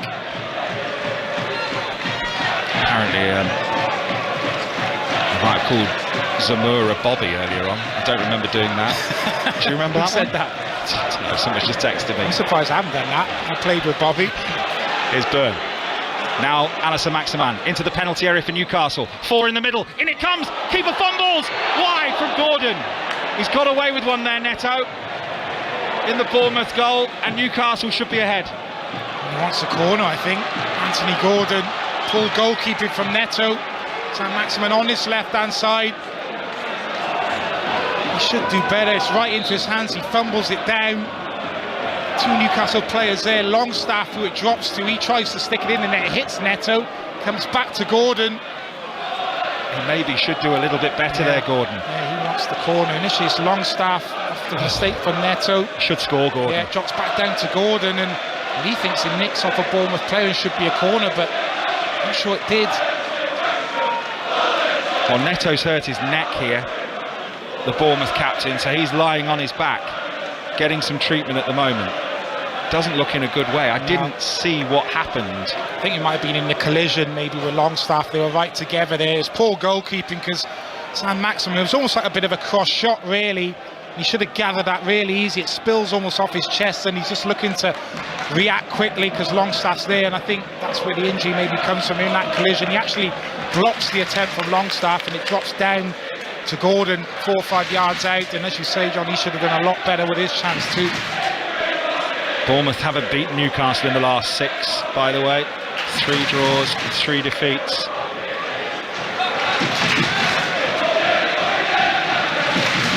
And Newcastle could do without another draw if they're to keep up the pressure at the top of the table. 4th as it stands, 2 points behind Manchester United in 3rd and 4 points behind Manchester City in 2nd. Win today and they would go above Manchester United into 3rd, and it would be with their game in hand. They both will have played 22, but they have drawn 4 of the last 5, Newcastle. It's 1-1. We've got 19 minutes left plus added time, and I'm pleased to tell you, if you're a Bournemouth fan, that Neto is back on his feet, having received some treatment, and is fit enough to take the goal kick downfield. So we've had a couple of breaks in play here, so expect some stoppage time at the end of this one. On 5 Live from the BBC, Solanke goes down, and that is a free kick. It was Longstaff with the challenge. There are a few challenges flying in here, and it's a free kick and a chance to deliver into the box for Bournemouth. Yeah, lovely feet from Solanke. Ball played into his feet, good first touch, and then he just drags the ball inside the Botman. Just not allowing the ball and the player to go past him. Cynical foul. It's going to be Traore for Bournemouth with the free kick. It's on the right hand side. It's 20 yards inside the Newcastle half. There are 6 forward for Bournemouth. In it comes Byrne, all 6'7" of him, wins the header for Newcastle. But Bournemouth have the second ball. Zamora gets the ball, puts it into the feet of a Bournemouth player, and then it's cushioned down for Traore. Moving forward down the right hand side, they try and get a crossing through Ouattara. Gordon is there but dribbles the ball out of play. Throw into Bournemouth on the far side again. 1-1. The pace of the game in the second half hasn't had quite the intensity of the first half, but it was quite something. End to end, high pressing all over the place, but it is a good game and it's poised. Here is Solanke, who just doesn't get his head up and just plays the ball out of play, thinking there was a Bournemouth player there, but he's just passed it straight into the advertising hoardings, and Newcastle have a throw deep in their own half. Botman's just put this straight up in the air though. Might put his team under pressure here with that one. Can Bournemouth come up with the ball? Joel Linton's done well for Newcastle and hoists a high ball forward. Header won by Mepham, the Bournemouth substitute at centre-back. Challenge goes in, but no free kick. His body's just lying strewn about the place on the pitch. Every time you look up, Newcastle are in possession. Gordon, that's nice play, and that's a body check. He's now on the floor, and Smith could well go into the book here. He will. And it's a free kick to Newcastle midway inside the Bournemouth half on the left. Yeah, it's been that kind of game. Good intensity to it. You know, challenges kind of flying in. Both teams are looking to press and really aggressive going into challenges. Smith just looking to get tight there off Gordon's first touch. Really good skill, controls it, and then just plays it down the line. And Smith, you know, as clear a foul as you're ever going to see that. Yeah, he knew he was going to get booked as well, didn't he? It's a free kick on the far side, right on the left-hand touchline for Newcastle, and a chance to swing it into the box. And they've brought Byrne forward and Botman and Cher. In it comes then from Trippier, drills a low one, headed up in the air by Newcastle. Should be comfortable for Neto, and it is. And Bournemouth are back in possession. 6:06 on the way next. 08085 909 693 if you want to book your call right now. With Robbie and Chris. Plenty to talk about after today's matches.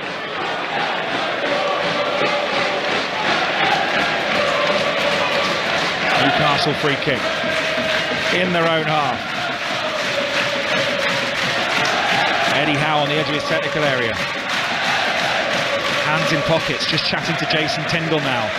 Jason Tindall, by the way, he's got an under 13-year-old son in the Bournemouth academy setup.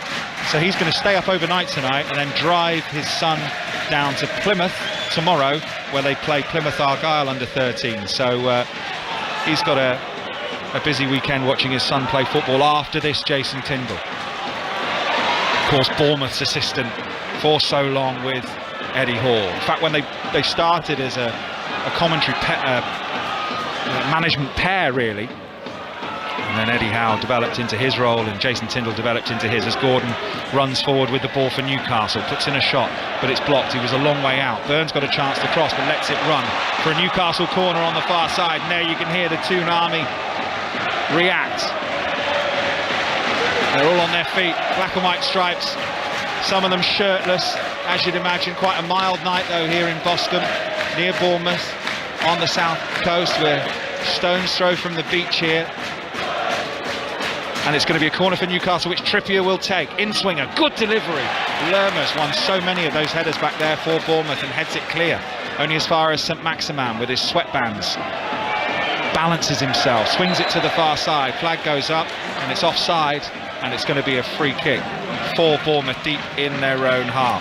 Let's get an update from Celtic St Mirren, 5th round of the Scottish Cup. Roddy Forsyth. 15 minutes left to play. Celtic still edging this by a goal to nil. That goal scored by Maeda with a roll-in from Moyes Supply after 15 minutes.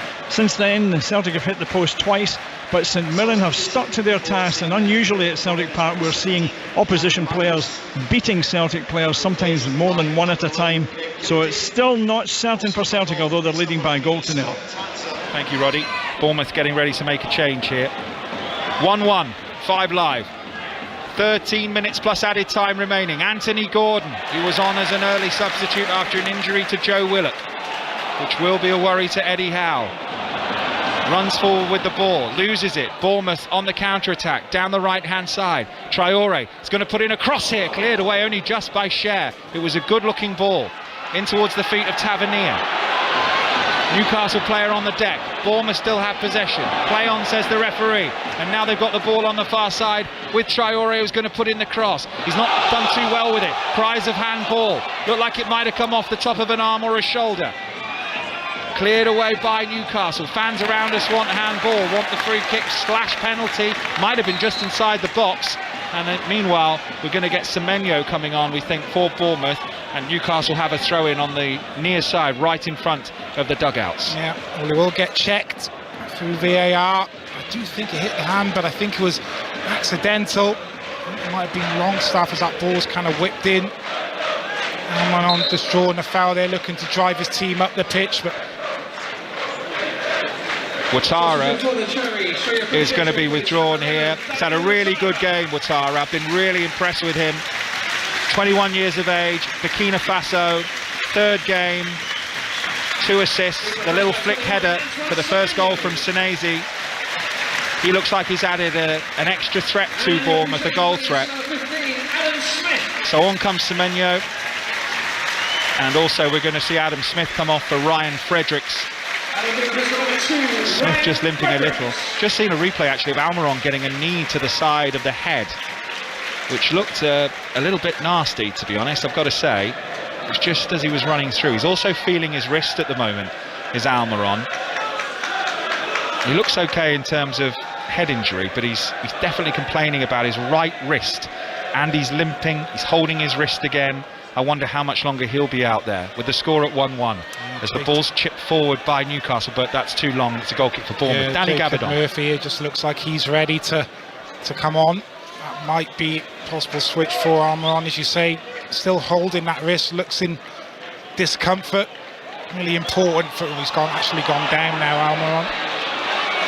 He could have a broken wrist here, couldn't he? The way he's reacting, he's holding tattooed part of his right arm, and now he's lying on his back and he's just laying that right arm across his chest. Now he sits back up again, and the referee is just having a chat with him and saying, look, you're going to have to go off the pitch if you want to get treatment. And they're getting ready for a substitution here. Newcastle United. I think it's going to be Jacob Murphy who will replace him. That would be a like for like, I would have thought. He's just swiping through the iPad himself. He's got the iPad in his hand and he's swiping through it, probably just checking where he needs to be from defensive attacking set pieces. Is that something that was around when you were playing, Danny, the old? Definitely not. No. A massive tablet with all your jobs on it? No, the old-fashioned kind of whiteboard in the dressing room. You knew your roles and responsibilities before you kind of went out onto the pitch, but times move on. Danny Gabidon, who's brought 2 hats with him today. Danny, 2 hats. The first hat's a lovely wool flat cap number. The second one's a woolly hat as a ball's played forward by Newcastle for substitute Murphy, and now a shot comes in from Isak, but it's blocked, and it's with Trippier. He's got a chance to cross right-footed. Chances here for Newcastle. Bournemouth have to stay alert. Fredericks with his first touch wins a clearing header for Bournemouth, and it's out of play on the far side for a throw-in to Newcastle United. Second one's a beanie hat, by the way, if you were wondering about the hats of Danny Gobidon. The flat cap's more for style purposes. Doesn't cover the ears, obviously, so I had to switch up and get the old woolly hat on for the game. Isak in the penalty area for Newcastle United. They've got a bit of space here. Now it's with Longstaff. Chips the ball to the far post, but as the offside flag goes up, there's a crunching challenge as Alison Maximan tries to win a header above Fredericks. Alison Maximan's gone down now. I mean, bodies have just been littered about the pitch, haven't they, for the whole of the second half? Yeah, it has been an intense game. Both teams fully committed. Maximan looks like he's actually holding his calf. So that ball's flipped to the far post. Fredericks actually wins it. St. Maximan comes down from the challenge, and whether he lands awkwardly, I'm not sure. It looked like he was holding that kind of calf area. So he's going to get some treatment to Maximan. 08085 909 693. Robbie and Chris on the way on 6:06. We've got a penalty at Celtic. Roddy Forsyth. Penalty for Celtic. It was after a very lengthy VAR check for two players alleged to have handled on the line, and one of them, Taylor of St Mirren, has just received a red card. The ball is on the spot for Rio Hatati to take it. Kyogo would normally do so, but he's gone off with a shoulder injury. So it's Rio Hatati versus Trevor Carson to make this 2-0 and almost certainly put Celtic into the quarterfinals. Here comes Hatati. Low. It's into the net. You can hear that. The crowd will start going home now. St Mirren probably can do so too. It's Celtic 2, St Mirren 0. Thank you, Roddy. Here, St Maximan is still getting some treatment. Just trying to see what it is he's done as he went up for that header. Landed awkwardly. It might be his right knee. I think we're going to see another change here. So Almiron off injured for Eddie Howe, and now we're going to see another substitution. Alison Maximan going off, and he's already lost Joe Willock. So he's lost Almiron, which could be a fracture in his wrist. We don't know at this point. He'll obviously get a scan.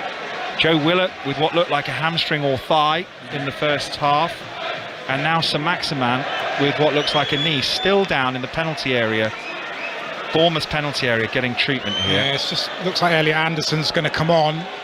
Just on the landing, I think, as he's rose for that header, as he actually lands, it's almost like he lands on his right foot first, and maybe all the weight just kind of goes through it, and maybe just twist of the knee there, but it's just being escorted off. But the physio's limping, doesn't look happy at all.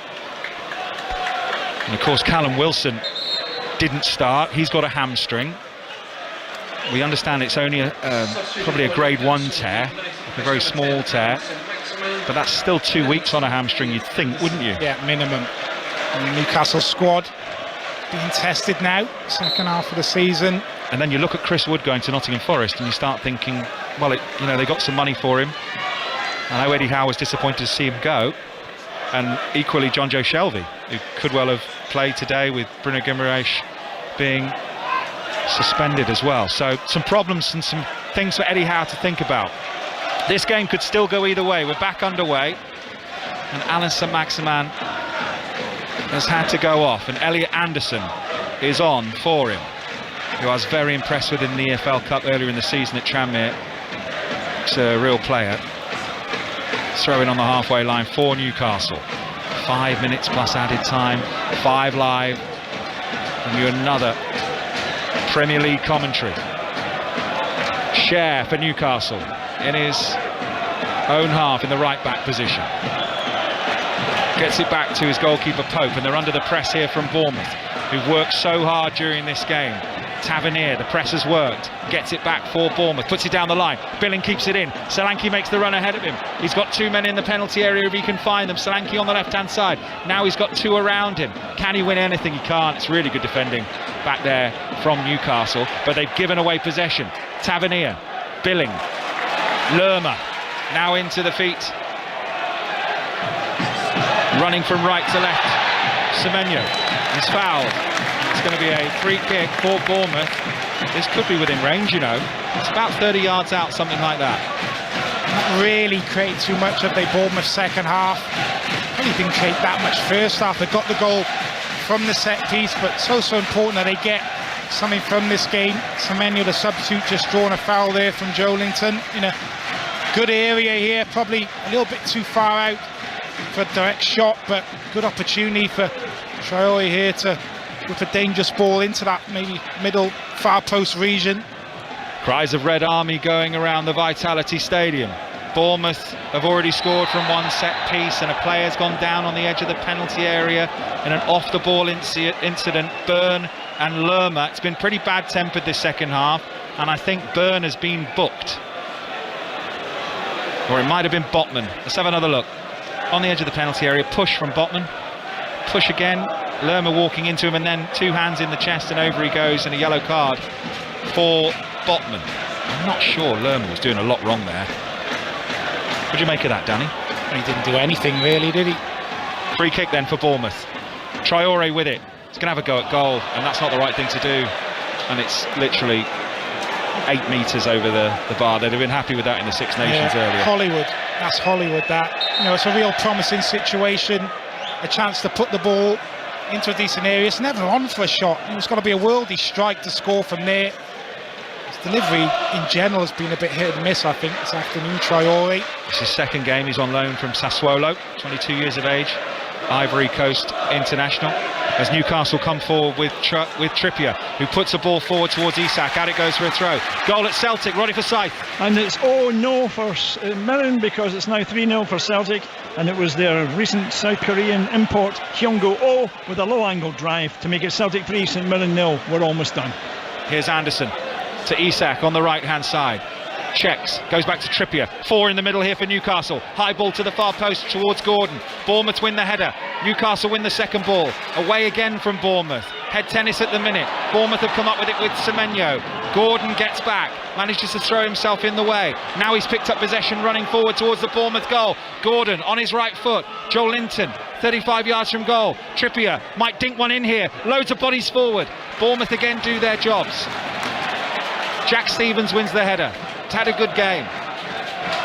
Newcastle have got possession again. Little 1-2. Into the penalty area goes Murphy. Again Stevens is there, and he clears the way right-footed. It's a throw into Newcastle in front of their own supporters on the far side. He's marshalled that back four really well, Jack Stevens. He's been rock solid. Never easy when you haven't been playing, coming back into the team. Newcastle a high-quality side, but he has been rock solid back there. Anderson, Gordon for Newcastle. 2 minutes plus added time remaining, 1-1, 5 live. In it goes into the feet of Anderson. Lovely turn. Might fall here for a Newcastle player. He goes down in a heap. No penalty, says the referee. Sliding in there in midfield is Longstaff, is it, with a challenge on Lerma, who's gone down in a heap once again. And there's a bit of pushing and shoving after the ball. It was Botman actually with a lunging challenge, and Lerma still down, and it's a free kick to Bournemouth. He's just been booked, Sven Botman. And he's late there into the tackle on Lerma, who's looking to clear the ball. Just asking for a penalty, Newcastle. I think it was Anderson driving into the 18-yard box, 2 Bournemouth players around him. Well-timed tackle in the end from Ryan Fredericks. Had to get that one right. Did get a bit of the ball, didn't he? And then we're just watching this again. It's into the chest of Botman, who lunges, tries to win the ball, ends up on the floor, and I think the player actually runs into him in the end. It did look worse in real time, but on the slow motion, right that it wasn't a booking. Tidied up at the back by Botman, who's gone down holding his face after a challenge from Tavernier. But Bournemouth have won possession with Traore, and Botman still down holding his face. Into the middle it goes. Big chance, Solanke, cleared off the line by Trippier. That is absolutely magnificent from Kieran Trippier to get himself back on the line. A little Cruyff towards goal from Solanke. They're saying, did it cross the line? Incredible work from Trippier. 7 minutes of added time.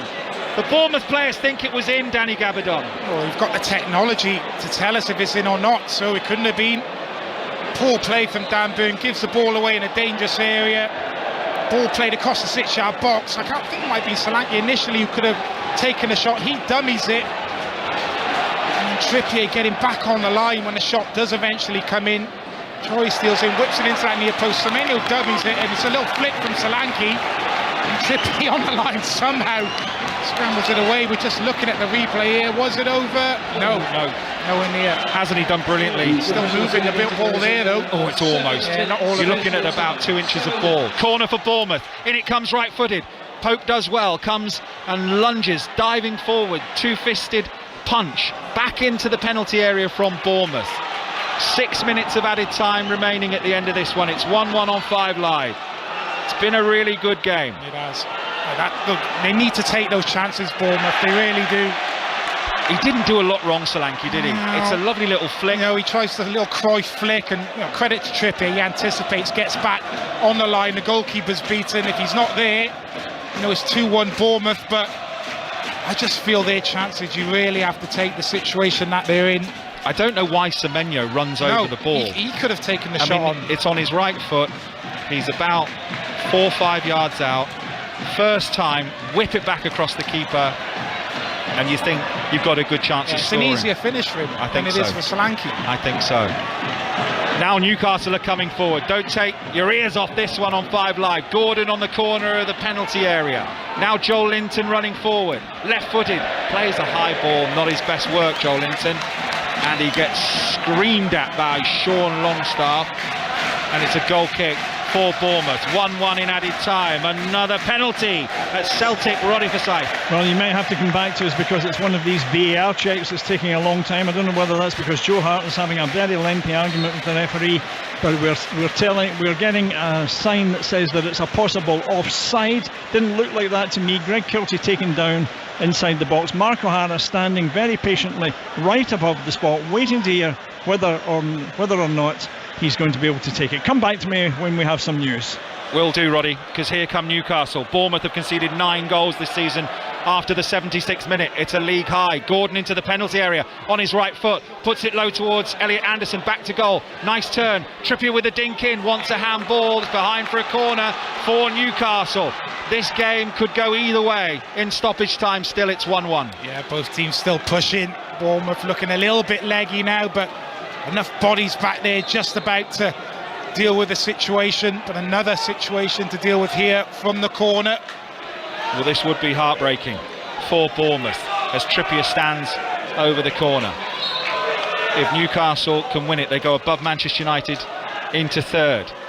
It's been a good performance from the Cherries, Gary O'Neill's team. Eddie Howe's return, of course. In it comes from Trippier, low. It's a poor clearance for Bournemouth. Straight back to Trippier. Cross comes in, flicks off the top of a Bournemouth head.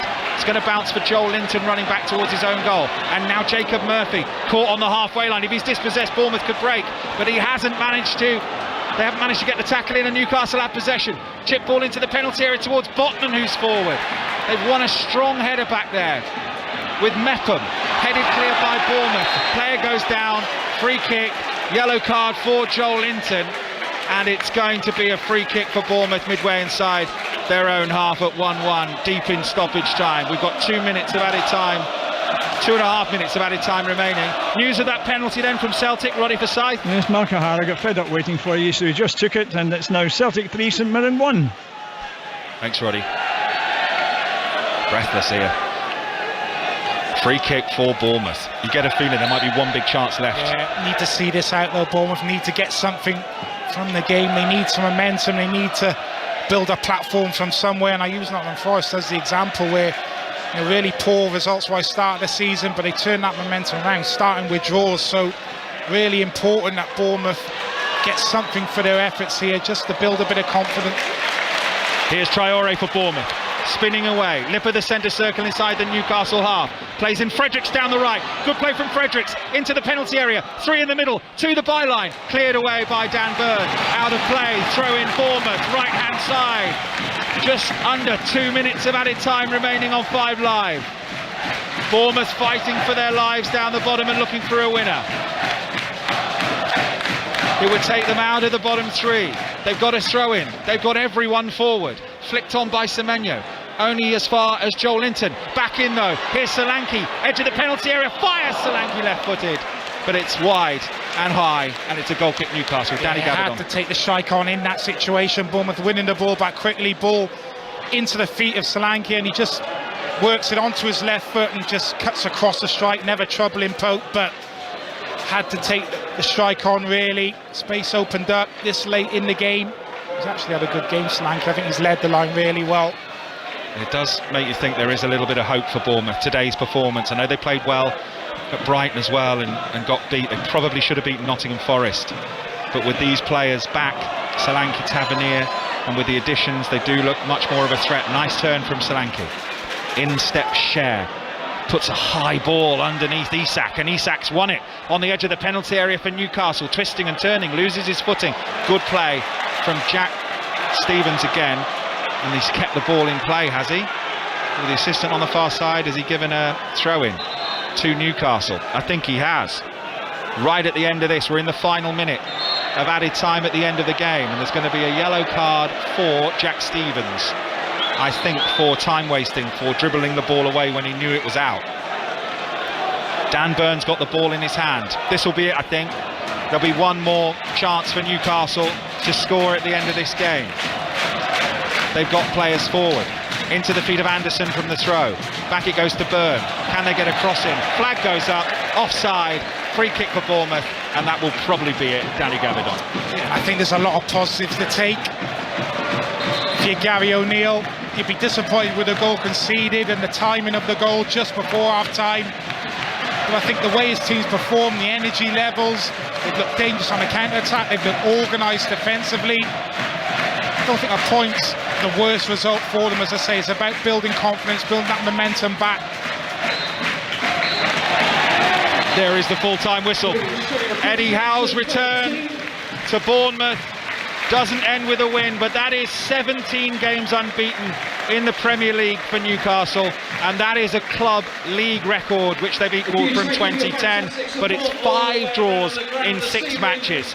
Bournemouth's best performance in quite some time. Senesi gave them the lead after half an hour. A tap-in from the Argentine.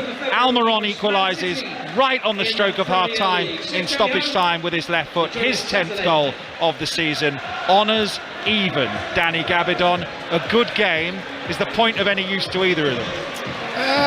Well, more so for Bournemouth, I would say. You know, every point is vital for them. Obviously, in terms of kind of confidence as well, it's always going to be a difficult one coming into this game today. Newcastle have been in fantastic form all season long, so a lot of positives to take for Gary McNeil to get something from the game. Newcastle, not quite at their best, but they're a difficult team to put away. You know, they stay in games, they're defensively solid. Got that goal back just before half time, and you're thinking maybe they can kind of kick on. 1 or 2 injury issues for them second half, so I think all in all Eddie Howe will be delighted to take something from the game as well, but certainly from a Bournemouth perspective, I think the points probably, they'll be happy with that a little bit more, I would say, than Eddie Howe, and it's something to build on moving forward for them. Danny, I've enjoyed working with you today as the Newcastle players go across to the Toonami on the far side and applaud them. The referee making his way down the tunnel. Eddie Howe's done his handshakes. He's not been able to get the win here today, but it is a point for Newcastle, and Bournemouth look better. Maybe if you want to give 606 a call, do that right now. It's time for 606 with Robbie and Chris. Thanks so much, John.